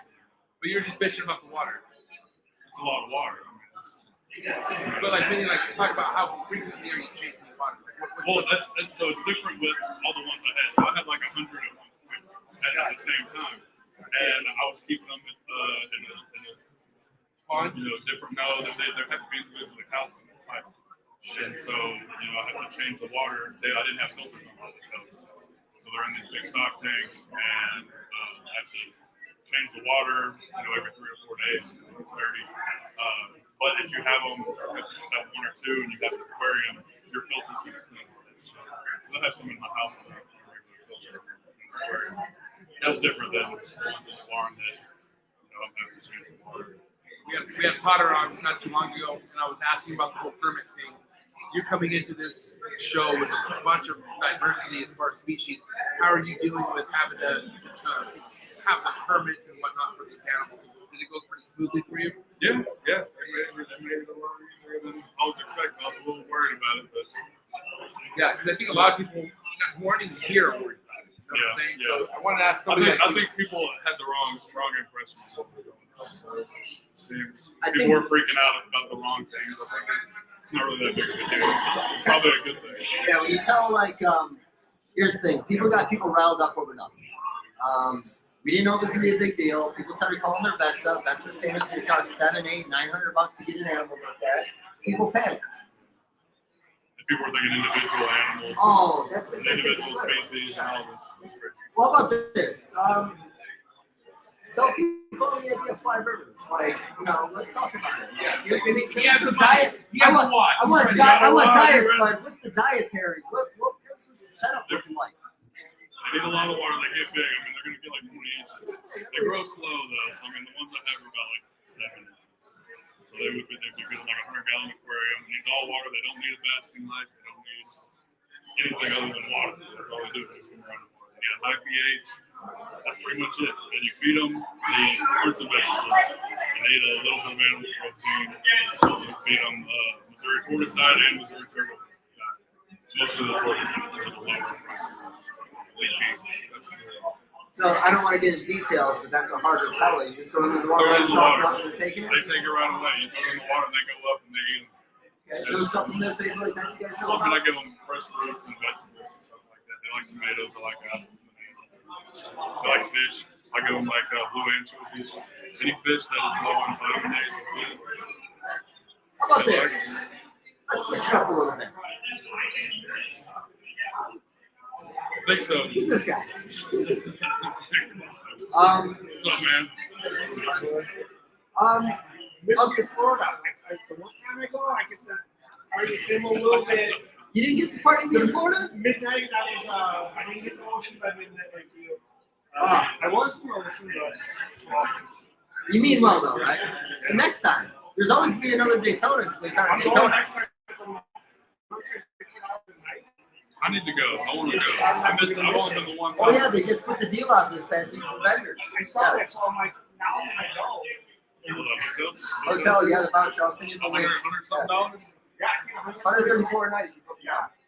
So I'm trying to find a The strip clubs are nice in Daytona, except they don't take the clothes off. It's weird. The strip clubs in Daytona are weird. I don't know. I don't spend that kind of money. I was out there. Not at Daytona because they don't take their clothes off. It's illegal. Is it? They have to wear We got a show right here. Oh, he's in it. Well, how you seven some fucking down? Oh no, I never answered your question. I told them wrap it up so you know. Yeah, we're just doing a cycle, but the strip clubs. Strip clubs in Daytona. It's bikini shows, man. Hey, You can get a private room though, and then you can diddle a girl. Yeah. Oh yeah. That's on you. I don't do that. I always heard about that stuff growing up. I never thought it was real because I don't think I got that diddle look on my face. At least my 20-year-old Dave does not look like diddle. I just heard things. Yeah, why would you do? I don't want to attend these girls' places. No, of course not. What about attending real estate meetings in El Salvador? Oh, El Salvador, buddy. I know. I talked to him. Is that a reality though? I'm just trying to buy some property. Are you looking to move the whole operation?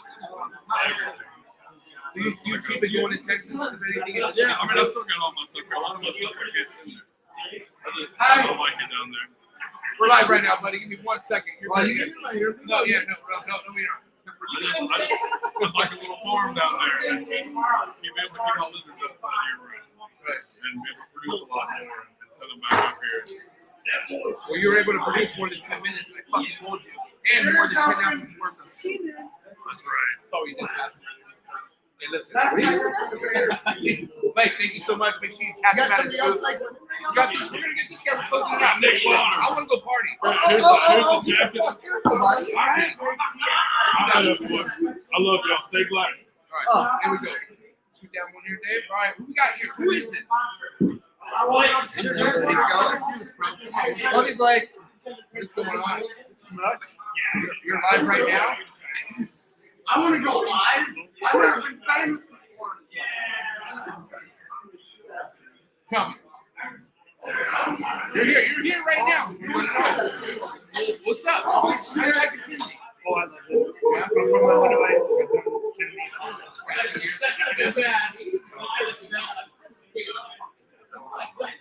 started a long time ago with Suriname, pop food and all that.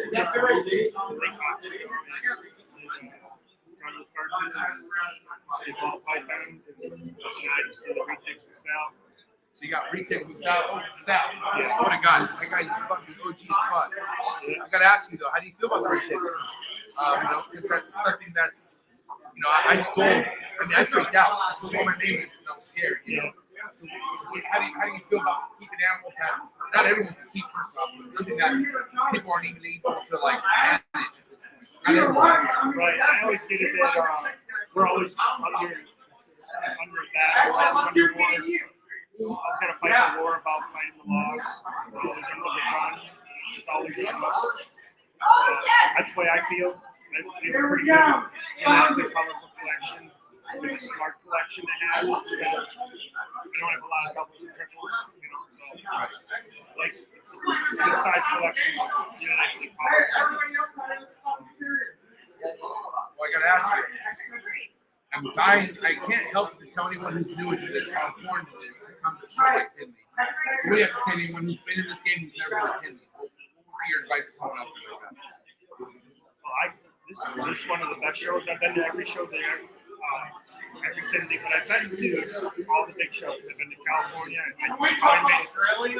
Daytona, but Tinley, they have the best vendors in the world. That's the difference in this show. That is it. The best vendors come to this show. This will be the place to partake in whatever reptile you're going to get. Just meet a bunch of people, just like family. All these people around the world that I got the party in Daytona. I mean, coming to any show with Davis is worth it by itself. Oh yeah, I did a small Wisconsin show with him. It's crazy. Right.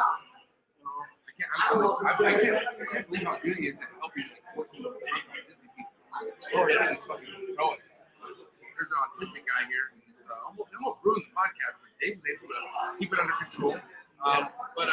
Yeah, man, listen, I gotta say, if anyone out there who's thinking they shouldn't breed for ticks when they love for ticks, do you feel like they shouldn't give up on that dream, or do you feel like maybe it's smart not to have it?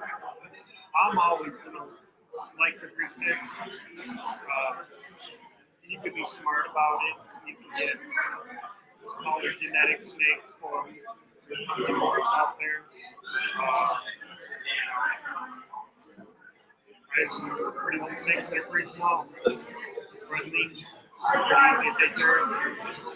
You can get anything big if you keep the shit out of them.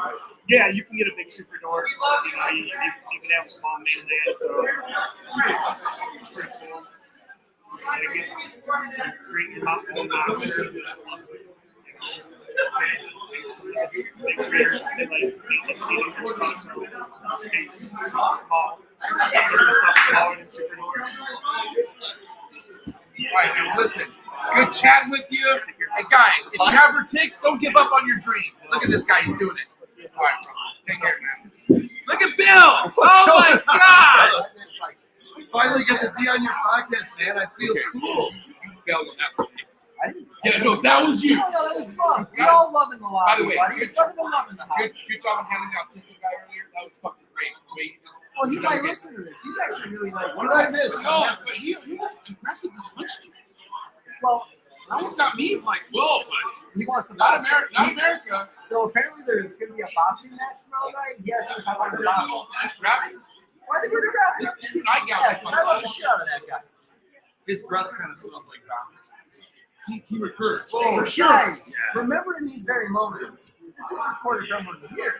Yeah. You want that to be what somebody thinks about somebody, man? You're Positive vibes. Hey, Tim. Positive vibes. Reference, man. Yeah, I can take care of that right now. Is that his name, Tim? Yeah. Tiny Tim? Yeah. Yes. Oh, Jesus Christ. Look at you gifted with all your heights. Anyway, buddy. Just keeping it. You got it all going, man. Okay, listen. Dave grabbed me in the lobby and he said, come sit down with us. I'm not into hog noses, but I've had hog nose collection. I've bet every hog nose right now that Forrest is surrounding me. Forrest is definitely happy and he's next to me. We have two of his friends right here next to me. I gotta say, that's actually how we met. Well, we know each other. I didn't know that. I didn't even know that. So I knew you, and we said hi here and there. But then right after, I think a couple days after, Brian McCain, I drove out to help guys get things cleaned up, and then you had shown up to help out also, and it was so we got to hang out that day. Great. Which was you never know awesome. when you're going to meet people in the house. Exactly. I've known you for years, and it's great hanging out with you. That was a lot of fun. And it was, I love how the hobby just bands together. Yes. It was crazy how much that man brought a lot of people. He brought a lot of people together. I would have not been able to have the confidence to even fucking talk to this guy. Very intimidating on the show. I'm not intimidating. Yeah, For everybody. fucking He's like the nicest it's like guy. It's all cost me $45. He's the nicest. Everything. He's the nicest guy. But once you realize it's okay to get close to him. Well, I wish more people got close to me. Dave Levinson in person has clothes on, but Dave Levinson on Facebook is usually making a flag Until and it's a little Facebook puts a confusing stop to it. of a thing. Yeah, Facebook started to flag that concept. That's a shame. I'm on their watch list right now. That's a shame. Shouldn't be talking about this. So we're going to be our Super Bowl shows, I like to say. Only because I've never had so much fun at a show. No, seriously. This is it. This is a huge one. All the stuff And it's, yes, agreed. For some reason, the energy of this thing is like incredibly higher than most too. Right? Right? Vegas? What? Did you go to Vegas or no? I did not. No, I Arlington, hope to yes. be next year. Arlington, you were at. I was at Arlington. Yeah. Sarah, but you were at Arlington. Right, I was at Arlington. Sarah, my wife, didn't get to go to Arlington. She couldn't get off work. Zilla only sends me work on the ship. So Zilla's got me going to the NARBC. So usually I'm going to be Arlington and So I got to ask you a question. Yeah, a company like Zilla, very fucking like hit around, done it. How is it being a new company trying to compete with somebody? I mean, let's be real. And I know that it's all about being innovating, but it's, I mean, we're talking about how Justin's starting this app, Justin's starting this new website, which is about snake management. But you have like 3-4 other ones that have been around for a fucking year, and he's up against it. How do you feel about like? That's a good question, man. I don't know. Zilla's been around for a little while. I think the brand's been there, and then I think when Ryan McVay was the brand manager, he like raised it up and jammed it. It runs a little differently than other companies because we've got stockholders and shit. But I think there's enough room for everyone. Like, I don't think there needs to be one exclusive company that does this or does that. I think. What's up? Hi! Rich Ball Python people. This is a show in the middle of everything. Yeah. Don't worry about all that. We love all this. Here we go. Here we go. Let's go. Yes. Come on in. This is the Meyer. Let's go. Here we go, baby. That's the whole point. Introduce yourself. Hold on. Hi, I'm Keelan Meyer's wife. So I actually Despite the old one still being there, I think there's enough opportunity, enough room for all these businesses. And I love supporting the new business. I love seeing my friends be successful. I mean, at the end of the day, bro, without being here, Zilla's got its niche. Like, we're building cages and we do substrate and we do this. Like, we're not trying to do all this other stuff. So there's room for other companies to kind of shit. I'm not worried about that Zilla shit that Zilla's not going to do. Sorry. Yeah, I mean, do you think that should stop anyone from trying to be creative and come up with their own ideas? No one should ever stop being creative. And I think a lot of like cool, we're all kind of like cheap thrifty in this house. So, you know, if you got like 100 snakes, you got to figure out a cheap way to like take care of this or take care of that. And I think we all become innovative in this hobby and trying to make it work for us. And I think that idea could translate into business opportunities. So if you come up with some really cool way where you could like, I don't know, figure out the heat or whatever for all your snakes really easy, then that's innovation that whatever creativity can become a business opportunity. I don't know. No, I mean, honestly, I do, but this is the first podcast where there's 2 different conversations going on at once. But listen, no, you're the fucking man. I appreciate you so much. Yeah, man. It's good to see you, bro. All have a good weekend. Yep. You guys, you got to be paying attention to what MJ's doing. Did I say it? You're coming right now, Derek. Come on. Come on in, man. Come on, Derek. Sit down right here. Derek DeMeyer. Dude, if you want to talk about tables that are fucking jam-packed, every Tinley. I want to talk about something. I love your new logo. Say it one more time. Oh my God, the new logo is like, wow. Thank you. Dave, you didn't say shit about it. I liked it. I liked it on Facebook. I liked She's it. organic. I organically liked it on Facebook. Did you organically smoke the joints I gave you? Or? Maybe not. Oh, We're saving it when you come up the business. special occasion. Special occasion. Okay, excuse me. Mrs. DeMeyer, do you know how expensive it is to fly to Wisconsin? Nobody flies in Wisconsin. I tried flying in Chicago. Milwaukee. I would have come to pick you up. San Diego? In RT or what do you? My best friend's son. We may do that. Is this a possibility? Like, what I mean, yes. Yeah, of course you can grab it. Trap Fest 2023 would be an honor for you to grab. Well, I technically have it in July, but July was rough. San Diego, 4th of July, like, I have unfortunately degenerate, fans. God bless you guys. You guys are my boys and my women. But it's really expensive for some people to fly in during July. So I kind of want to not do it around the holiday. So I'm thinking maybe like June. My birthday's in June! Yeah. Hold on. Dave me. Because I Dave love Dave for me. Dave's a busy guy, but I'll make it you make it. We'll talk. Yeah. So, what's your birthday? Oh, fuck, I didn't know that was a real day.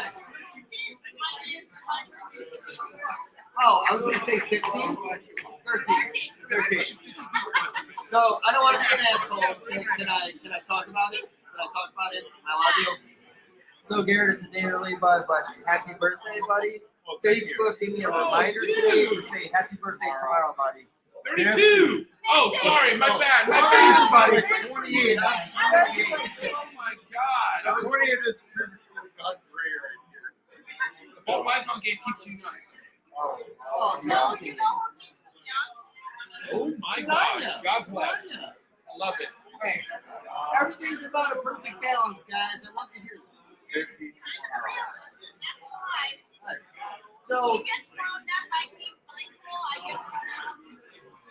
okay, that was the most Wisconsin thing I've ever heard in my entire life, and I was born here. So, Madison, yeah.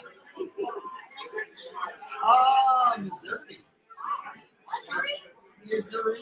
Now you remember my wife's family's from Wisconsin, right? Wow. So check this out.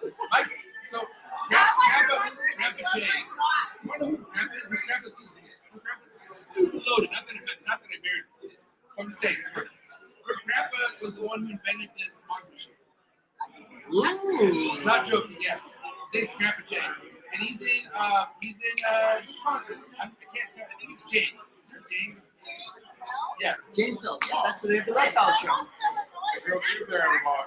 what town lives Wisconsin? Janesville. That's where they're from. Yeah. Anyways, I'm going, obviously, to the show with you guys. But I got family ties here now. When are you coming to visit us? Well, I want to ask you. I mean, I don't want to fly during snow time. I'm done doing that shit. No. Fuck no. Next week we make it. Yeah, right? I have an addiction to marijuana, and you can't get. Listen, I've smoked in the bathrooms in the airports, but it's not a good thing to do. If people watch it, so I can't handle delays. Mrs. DeMeyer. They may or may not have something. That's kind of. What'd she say? I don't know for sure because I'm not really good. I think it was an innuendo. I saw eyebrows. I don't know what anything means ever. You guys said the wrong guy. I flew to Pittsburgh during winter, and we got a 17-hour delay. Luckily, I had mushroom chocolates. I was okay. But without that, what was I going to do? I don't know. Appreciate it. Thank you, Matthew. I don't know. Something before. But you should still come. I want to come to Hey, I would love to go there in the wintertime. You want to go? Let's squeeze their ass off. I'll take you. I hate will the cold. go. I'll take you. How can you say no to that? What is wrong with you, buddy? Come on, man. Just think about the $500 snowsuit you can buy to go sledding in Wisconsin. Can I ask Derek a question real quick? Please, I'm being serious. Wait, one question, type 1, 2, after you go. Okay. How are things production-wise on a yearly basis at this point? Are we looking to, because you're the last person I had on who talked about numbers that, like, it's not something anyone should go for. Either you're meant for that something, you're either meant for that realm or you're not. And I feel like you are there because you got there. You just throughout time you got where you're at. But are you ever at a part in your career where you need to pull back because of production and because you don't have a huge employment? It's just you and your wife. That guy right there. Dude, get over here, bro. Come on. Introduce me real quick. Here we go. Come on. No. Just go over here. Stand right behind here. Introduce yourself. What's your name, dude? This will help. What's your name? Come right here. Speak it up. Logan, how do you know Derek? That easy, Terry? So it's kind of a random thing. Interview him at all? I needed help. How much are you into the Reptile game? Like, do you know who I am? Not gonna make it. I heard about you. Do you know who he is? Yeah. He's I actually knew who it was. That's all I care about. Fuck me, I care about you know who he is. Dude, honestly, man, great to meet you. Pleasure. Honestly, man, looking here for you. What can get you on the show? I just want to know what it's like to work. Maybe not today. Maybe next week. I'm just kidding. No, man. Honestly, you're a big reason why we're able to push forward. So, good stuff. Nice to meet you. Damn, Derek, look at you getting good help. That's what it's all about. Can't do it all. Right. Now won't be. Just remove it. Let's have two conversations at once. No, you cannot hear. You work having your own private conversation, so we're having our own private conversation. God bless all the wives out there. Because we would not be nothing without our wives. That's it. But guys, listen, thank you so much, Derek. I appreciate you. Miss. Oh, is it over? No, well, I got one guy I want to sit down with real quick. No, I'm not leaving. You can stay right here. Get your ass out of here, Derek. I love you. Oh, are we done with Garrett already? She can sit here. I didn't. I need Dave. What are you guys doing over here? We're live right now. We're doing a podcast. Dave fucking Hoffman. Did you, We did wish him an early happy birthday. all right, good. And disconnected that mic. Do your thing. You're good. It's disconnected. All right. Dave Kaufman, dude. Oh, man. Here we are, Tinley. Awesome. How you feel? You know, somebody I can relate with as far as traveling. Wow, that shit sucks. I mean, listen, I tried to understand how you get the back seat and walk around. People don't like when you walk around. You don't like when I walk around? No, when you walk, like, when you have a long flight, I took your advice, like, you know, get a back seat. I'm the guy walking around the place. I got you. Yeah. I'm doing this for me. Be like, what are you doing? So let him stare at you. Okay. So just let it go. Yeah. Stretch my legs. Yeah. Yeah. On long flights. That's what I do. You know, on one side and forth, there's no room, but I mean, I feel like traveling's all about figuring out the hacks. You gotta find out the little hacks, and it's not as bad. absolutely find hacks from video on the property. I think you should, because you're somebody who's been around the block. So, I'm talking Africa all over. for week on Wednesday, Adam Wickens, Wickens Reptiles. We're going to Thailand, Bali, and we're going to little stop in Taiwan. Okay, so here's a hack. If I would have flown from Minneapolis to Bali, it would have been $2,600 flight, right? So that's why I bought a round ticket from Minneapolis to Los Angeles, right? The bookend of the trip. Bought a round trip ticket from Los Angeles to Bangkok. Bought a round trip ticket from Bangkok to Bali. And then You say how much by doing that? so our tickets for doing that was under $1,500 for that entire trip, and it would have been $2,600 if I would have flown just from Minneapolis to Bali. So, how many more hours did you have to spend traveling, spending less money? No more. Oh, I was just saying. Yep, because I basically Different destination. right. So I basically got a ticket where I land in LA. 3 hours later, I take off from Bangkok. We're in Bangkok for a day. Then we fly down to Bali. Then back to Bangkok. We're in Bangkok or Thailand for a week and a half. Then we fly to Taiwan. Then we make to Taiwan. Back to Los Angeles. 3 hours later, I'm back on a plane to Minneapolis. I'm gonna keep it real right now. Bucket haters, shout out to the Ball Python movie. What an awesome shit. Thank you, my man. I gotta say right now, at the end of the day, think about how many movies we've never seen in that. You know, and that's why I made it. You know, and it's always No, ma'am. I'm So no matter what I'm in there right now. there's always going to be haters. There's always going to be people that are like, screw you for doing what you do. Exactly. And that's my motivation, because the more people that do that, I don't have a lot of things to do. Like, the more people that do that, it's a So here's But I feel something like that'll if relate anyone to out there you. is gaining on something You that tell you're a doing, story you're on the right track. about So like everyone about just Great. count that noise.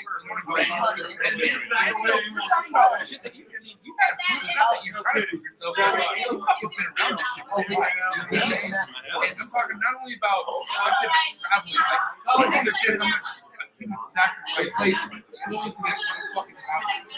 It's mentally draining. It's mentally draining. It's exhausting. It's constantly like a state of exhaustion. And then you're the first one going somewhere. You're the one where you're like,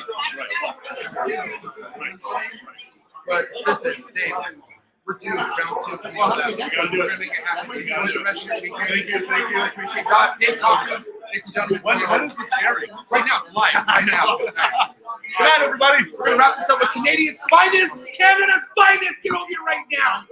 Let's go. Oh, you guys, I need super chats right now for this, okay? Khalil, show them your code. I love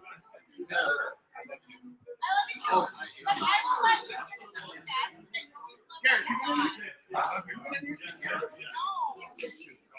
I love you. Who's your next guest? Yes, Khalil and Will Morrow. Will Morrow. Khalil! Thanks for Yeah, letting you're me good. sit here. Yeah, no, thank you. Was it ever off? I turned it off like Are you still live? Love you guys. Yeah, we're good. I'll touch the button. Happy birthday, dude. Happy 50th. Happy birthday, Derek DeMeyer. 33, bitch. 33, yeah. 30. Derek DeMeyer. I'm drunk. Ish. He's not. It's 33 and a half. So What's going on, guys? I'm gonna go ahead and pre-apologize. I haven't seen William in person in so long that this entire time I might not even talk. I might just stare at him. Yeah, I mean, I'm not ashamed of who I am. Same thing about you, bro. Yeah, good on you, buddy. Wait. Do you remember him as a younger form or? So here's the thing: me and him met at a California show because your friend had sold his corn snake collection to Forrest, and you were there, and we were chatting that weekend. Yeah, the first time I met you. How long was this? 7 years ago, 8 years ago. Yeah, it was a while. Yeah, It was a while, yeah. Pomona. It was, yeah, it was fun. Yeah, it was a great time. Yeah, like I said, everybody, we're all connected. It's a big but small community, you know? He's like the only American I can talk to about hockey. Hey, I love hockey, except I bought you that gift and you left it behind last time. So I don't want to be rude. And again, I haven't talked in a while. So I bought this guy a Toronto Maple Leafs mini goalie or mini hockey stick from the outdoor game that I found used. And I put it in like a Reebok shoe box. And I'm like, I got a gift for you. And he's all like, oh, fuck, I am so excited right now. Oh, I know what this is going to be. And then when it wasn't a pair of shoes, he left it at the show and it's still in my living room right now. He never took it. That's so you. You're like, Yeah, sent him. I was at a thrift store and I was all like, $2, William, Toronto Maple Leafs. Oh yeah, of course I got him. Nah, I don't think so. Okay, so listen up. I've got something as far as what's important to the ball python community as a whole because two people not living in this country. I feel like Canada's almost America. I wish, man. Like it's really weird how it's not. I'm waiting for America to invade Canada. Yeah, please do. But That's more than welcome. Give up right away. I'll join you. Yeah. America. No fight on our side. All the time, guys. We would love to have you. Oh my God, we want it. God damn. Maybe. Not all your cities. Most of your cities. Where are we at? Speaking to you two, as far as where Canada's at potentially with the projects now versus how things were in like 2015. We're talking America and Canada, you know, because I mean, obviously there's stuff in Europe, but I'm talking about the neighboring too. You know what I mean? Because there was times where your guys' market was very limited. You know what I'm saying? This guy wasn't selling nothing. But I'm just saying, like, you know what I mean? But like, these were very limited at a time to where now it's like, oh shit, Canada's making noise, you know? But overall, like, as a big country, how do you guys feel like things are going as far as like growth? I mean, it's growing. It's not. Yeah, it's So like growing. America, like, you know, America's fucking, I feel like Well, staying. how about this? How big is your Canadian buyer, or your business is actually more export? So for me, I don't know the different answer. For me, one of my biggest seasons was 80% in Canada. Good for you, buddy. And that's all ball pythons? All ball pythons, and it was like I'll say it, it's 120,000 in sales in 1 year. And 8% of that was in I know Will's different though.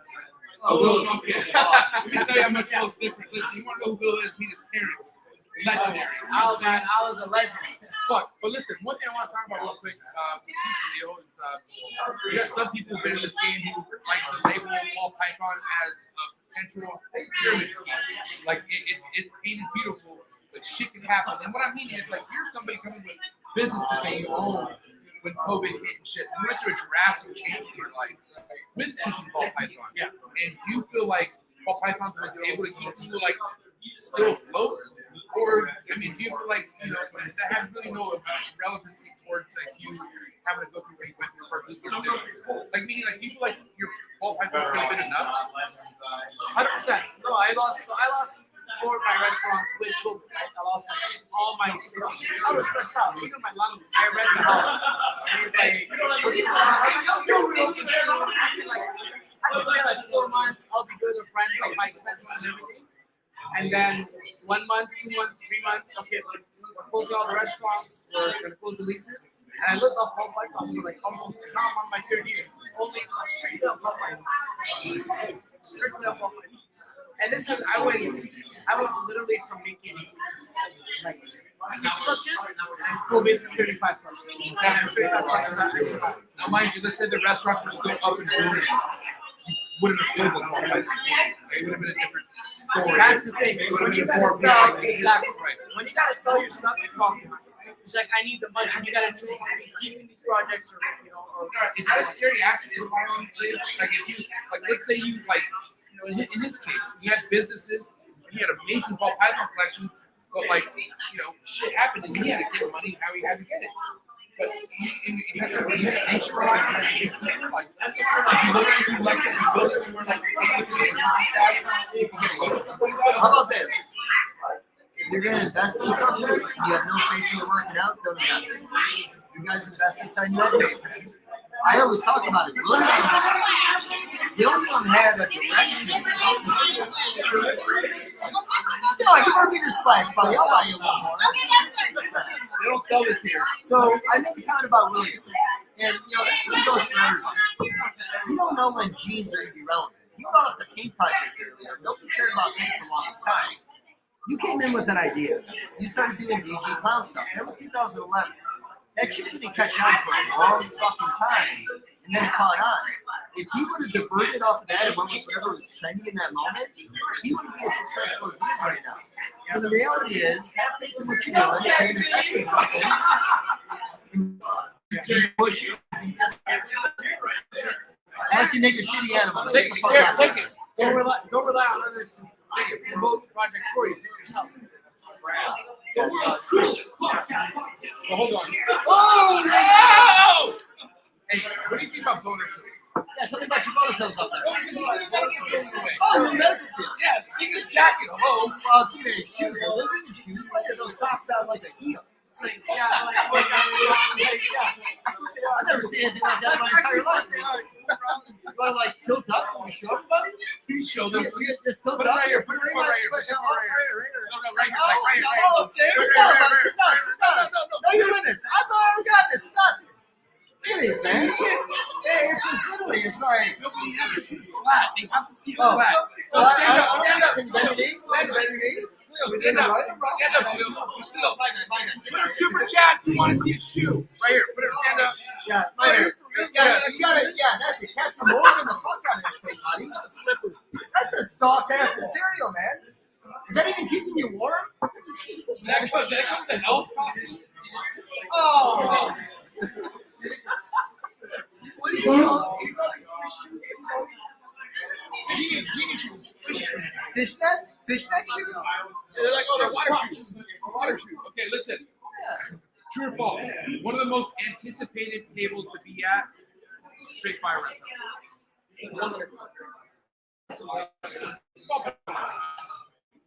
Yeah. What do you think? Listen, I saw some sick shit. Speak it out. Let's just see that. Wait till tomorrow. The manager's table's gonna smoke. Jason You're having nice stuff. Ball has nice stuff. Steve's doing has nice stuff. Zebra stuff. Hardy Python stuff. Yeah, but there's no nice stuff. Dave had nice stuff. bullshit. Yeah, don't say things like that. That's bad for You're killing me. He'll bring you over tomorrow. Yeah. You know where the fuck I am? You're back corner. Yeah. Oh yeah, that corner, buddy. Come see So me. sit right now. You're back corner. Come on, man, you're killing me. These guys aren't gonna be there. So here's the thing. On your answer, you got the best answer ever. Because the reality is, every one of those tables had a different project they're focused on. Yeah. There's not one person that can do it all.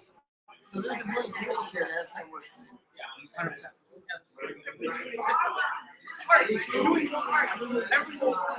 So where you at as far as having to do what you had to do to support yourself financially, selling the ball python compared to like what's keeping you afloat with your projects? Like you hold on enough to keep the 514 fucking, what it's about? Yeah, I think 514 is not only just about the snakes.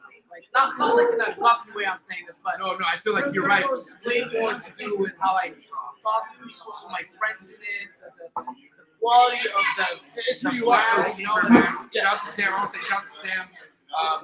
Because of 514, you dig deeper into what the brand's all about. And I feel like no matter what's happening project-wise, it's still a lifestyle. Yeah. And it's something, if it's one thing that you guys keep is that clean approach. You know what I'm saying? Yeah. Like nothing's watered down, nothing's what it shouldn't be. No best selling inside black hands. Hey, you go easy on that, man. Here's the thing. And I disagree. Damn. You just gotta DG that. Yeah, here's the thing. All of these genes have their place. Yeah, You just have to accept when they don't work with certain projects. No, Right I now, I agree. Clown without pastel seems to be doing well. I just don't like how like blackhead fucks up this pastel. What? A blackhead fucks up how nice the pastel can be. If you talk about lavender, shit there, does lavender have a future? Does lavender, does candy have a future? Any albino. Well, okay, hold on. Lavender has been consistent for 20 years. Lavender has never really fallen off in the last 20 years. It's always been relevant. Yeah. So when you say, I mean, it's kind of always been there. There's more people with it, so they're building on it more than other genes. You're saying eat another chocolate. Yeah, I'll eat another. Candy's better. You want some candy, Cleo? No, Will never says no to anything, so we're not gonna. No, Will will take it like Will's that man. What is that? Chocolate. It's exactly what you think it is. Just chocolate. It's It's dark chocolate. astronaut chocolate. Oh yeah. Yeah. Astronaut chocolate. You want some? You want some? Hey, so William, I want to jump back because I'm sure you've done a million of these, but I've never asked you a question ever in my life on something like this. What made you and your dad decide to do this together? Like when you guys, what was the what kind of action? It's just something we both enjoyed. You know, it's something we both really like doing. And what exposed you to it? Like, what was that one thing that you guys saw it and started talking about it and then the first sale, like the first buy? I want to know about that. So I bought some on my own. To start. And then you hooked him in. And then Brad told me I came home one week and I was like, yo, you know what a clown is? Like, no. But man, we should get a clown. Damn, Pops. We should have this. Wish we had one of those. King of the dirt. Yeah. Man, poor me. You go talk in the pool. Yeah. Fuck my life. Yeah. So was it a clown or was it a blade clown? I actually ended up being a blade clown. Of course it was, because that's what everybody wanted. 2011 was blade clowns. Yeah. And yeah, it just he liked it just as much as I did, and it just like we went for it. And we watched it like at the time, like when we were really like looking at stuff, like bananas were like 60 grand. We were like, that's just crazy. And we just recognized it. It's just insane. Some people did very well, obviously, but we sort of recognized that, like, I love the DG stuff. We bought a pastel DG, and I've been taking out of the bag 100 times. Taking out of the bag at the airport. It's just so good. I mean, at the time, I had like pastel Mojave hypo. It was just so vibrant. I was like, that's what I want to do. See, let me just try to mix a puzzle into that. I got respect for that because, you know, I made the comment about jeans always coming back around. You know, Nate came up earlier. DG. I met the guy who found the first DG. Found it out in California before it went to the Bells. Okay. He middleman the deal. But long story short, that was the late 90s. Yeah. It's 2022, and now we give a fuck about DG. Now we care? Yeah. I got so many people saying, like, oh, you should, I don't know why you're buying desert ghosts, because they're deserts. Like, they're not going to breathe. Like, yeah. That really fucked up the project. Yeah, Desert ghost. Yeah. But you know what? I just, I don't know. Whatever. I worked out for it. You don't have to be ashamed. Here's the thing. Even as a non-ball python guy back in the day, I loved DG stuff. When I used to come to see Kevin McCurley's table back in the day, it was unbelievable. It's nice. It just looks good. In 2008, 9, or 10, Kevin McCurley had like lemon glass, like this big on his table. If people are listening to this, it's pretty fucking good. And they were absolutely unbelievable looking. And people care, but they didn't care as much as they should have because back then it was about the new code down that came in that was worth $60,000 that you can make a fast profit in and move on to the next $60,000 code down. Right. You guys put some work into it. That's the reality. I have to ask you something. Because somebody who's been so loyal to your projects, and you knew there was those fucking goddamn like 60,000, 50K fucking, you should invest in that, you should invest in this. Like, how are you able to stay grounded and like, because I mean, you know, there's some things where you're like, ooh. Oh yeah, it's like, easy. It's a candy store every time you come anywhere. But how are you delegating that? I just like we try to work with like the stuff that I really like working with. But like, don't get me wrong. What about stuff you have no idea about? You're just hearing about. Like I'm talking about like that rarely talked about something, and it's like it's available.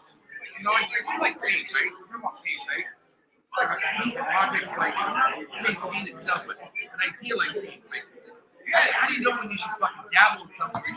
Just certain things I like, just like work with what I work with. Right? And then there's certain things that I watch. Like he's been working with Sentinel. We've been working with Sentinel, which is Sentinel and paint, very similar. Not similar. It's the same fucking thing. Sorry. Same Don't confuse people, buddy. Sentinel paint. Say it the way it is. Okay, let's talk about reality. People can't stand when you compare something to something else, but is it the same? The fuck? It makes the same Monarch sense. Ultraman. Okay. Different. Monarch Ultraman are different. No, they're different because they bred together. Okay. Moray, Monsoon. We talked about that. Same thing. Same thing. Different countries, different names. Confusion, acid. Different country, different names, same thing. Yeah. Hypo I'm or not trying to be a dick. Same. Yeah. It's you know, like if you put a orange nose to hypo, you're getting hypo. Yeah. Doesn't matter. Yeah. Like, same shit. There's a different name. That's the way I feel about that. I mean, do you feel like the only code down worth working with is something that is amazing in the super form? No, definitely not. So elaborate, like what, Why would you say like not that Yellow crazy? belly is one of the nicest, like enhancing. Talk about a knife. It's something that makes it really difficult to ID. Here's the thing. I think we got three good takes on this. I want to hear three things. Confusion. Super farms like you can't even tell apart. But leopard, super farm you can't even tell them apart. But does that mean we should farm leopard? No. Every gene is like an ingredient that you can put into something, and you have to use each gene from complement to another one. It's just up to you to figure out which one is to put together. So am I out of line by going after the yellow belly everything people? No, that's good, man. I mean, but that's not you. So, but okay, so I'm gonna say it. I've said it before. Yellow belly is the most diverse gene in ball pythons. Yeah. It's an enhancer gene. It makes it leucistic, and it's allelic with super stripe, puma star, highway, freeway, all the relevant stuff. Yeah, that is the most diverse gene. You can do anything you want with. You can go three completely different directions. Yeah. To be successful in the house. Yeah. Sorry, was that a dead end to a conversation? No, it's true. Did we climax on yellow belly? Yeah, I'm like, okay, yellow belly. I'm sorry. I'm so sorry. I'm so sorry.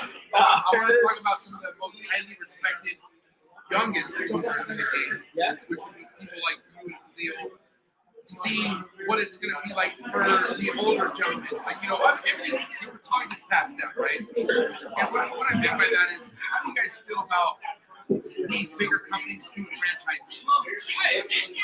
If it works for them, it works for them. You ever oppose a franchise? Like, I mean, you ever feel like because you got a lot of supporters, bro. Like, what I mean is like you got somebody who might be following your recipe, who might. I don't think I need to. I would need to franchise RCR. Who's in the house? Mark, man down. Let's go. Come on. The hot seat. The hot seat. Yes, come on. Keep talking.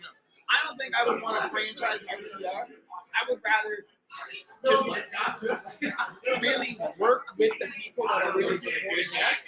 And I'd rather watch those guys do it on their own in a different way, just with a bit of guidance, instead of saying like, okay, you're under my umbrella, I control what you do. That's pretty well how a franchise works, right? Like, oh, you have to use these delegates, this is the way, this is the way. Everybody has to do it a different way. Just because you're successful doing it this way doesn't mean you can't be successful doing it another way. And I would love to see some of the guys that are like up and coming, that are, that are following along what we're doing and working with them fairly extensively. I'd love to see them do well on their own. I'll help them get there. But I don't need to put my stamp on them for them. I have a friend who's great on his own. He's already fine on his own. But he's not. He laces up his boots. He goes to work. This guy grinds. He refuses. To rely on sneakery. And that's a smart fucking thing. Is that because it's like you're passionate and you don't want to make it work? Or is it because it's like it's hard to leave I've been there for so long. It's hard to leave the steadiness. Sure. I just did 2 years ago. The best thing ever. I was so scared to leave that steady paycheck and that steady life. Yeah, but I had 2 kids, wife. Fair. I didn't That's like. what always gets me is the insurance.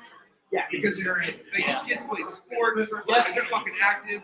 I broke I don't know how many bones. Luckily, my fucking dad had a good job, but that's why I can understand your argument, because when you deal with doctor bills and stuff like that, which I don't want doctor bills, it can get bad. You know what I'm saying? If you're not ready for it.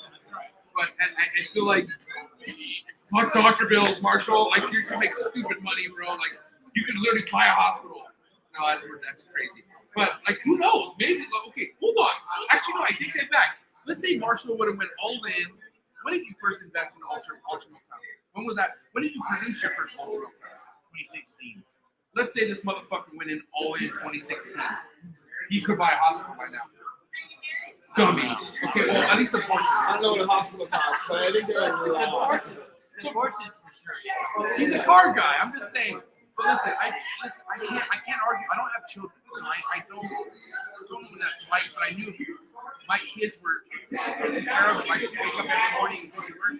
Something bad happens to them, they're good. I could see how you need to keep that part of the realm. But I mean, I just want you to be happy too, though. I mean, my wife, shout out to Laura. Shout out to Laura. Shout out to all the wives, but Laura, you're fucking gangster.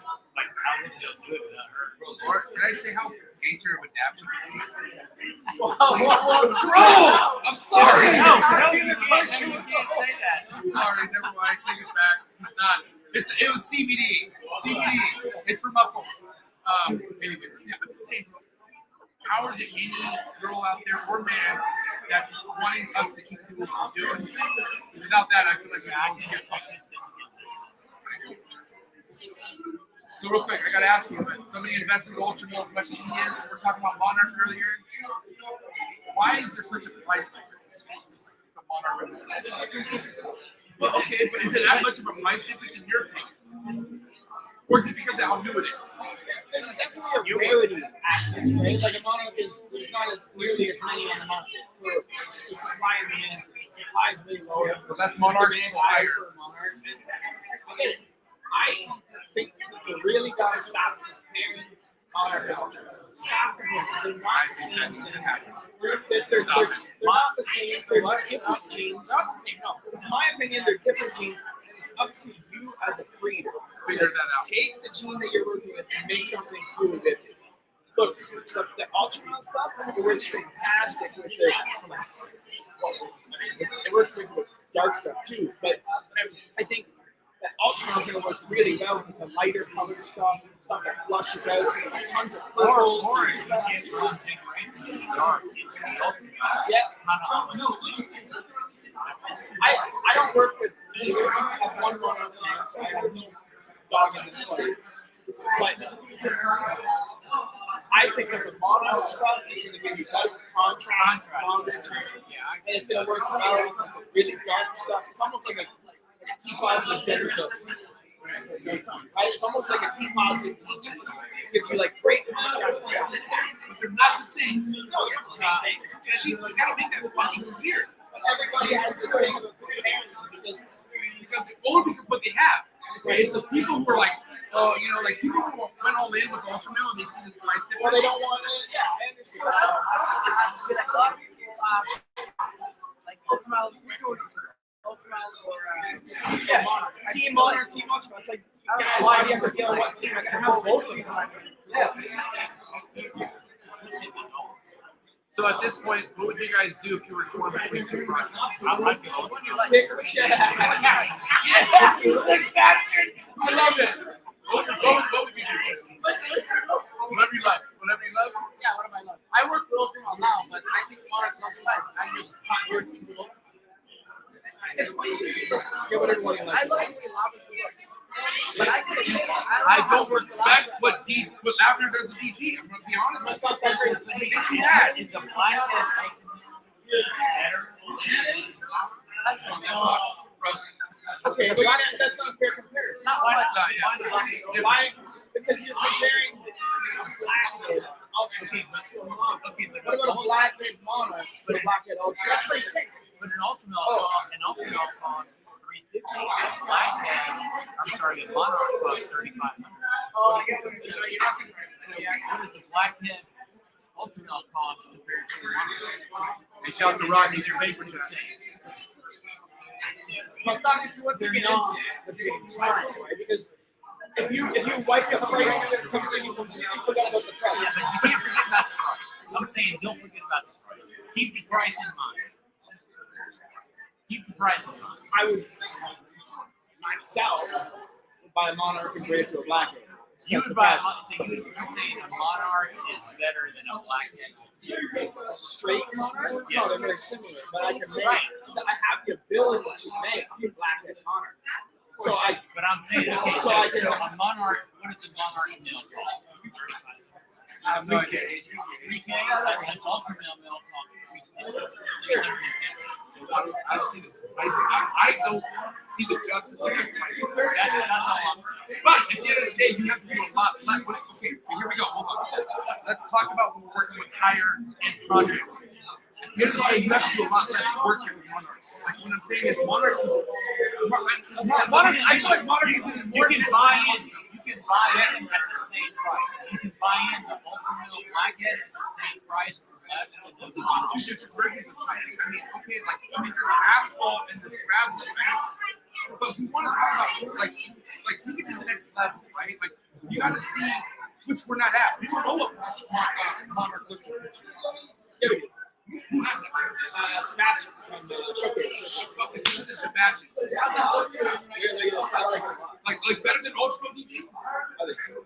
Ultra DG is not. I mean, it's okay. But I really feel like at the end of the day, it's like fucking okay. I like ribeye. I like filet mignon. It's like at the end of the day, find out what it is you want both. Yeah, you know. Right. I'm gonna eat. No, if I'm not paying, what's wrong, bro? God damn it. Okay, listen.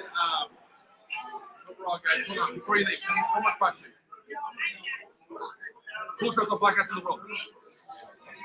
This one. Thank you. Have a good day. Thank you. It's the snake trap? No, it's a trap. Top.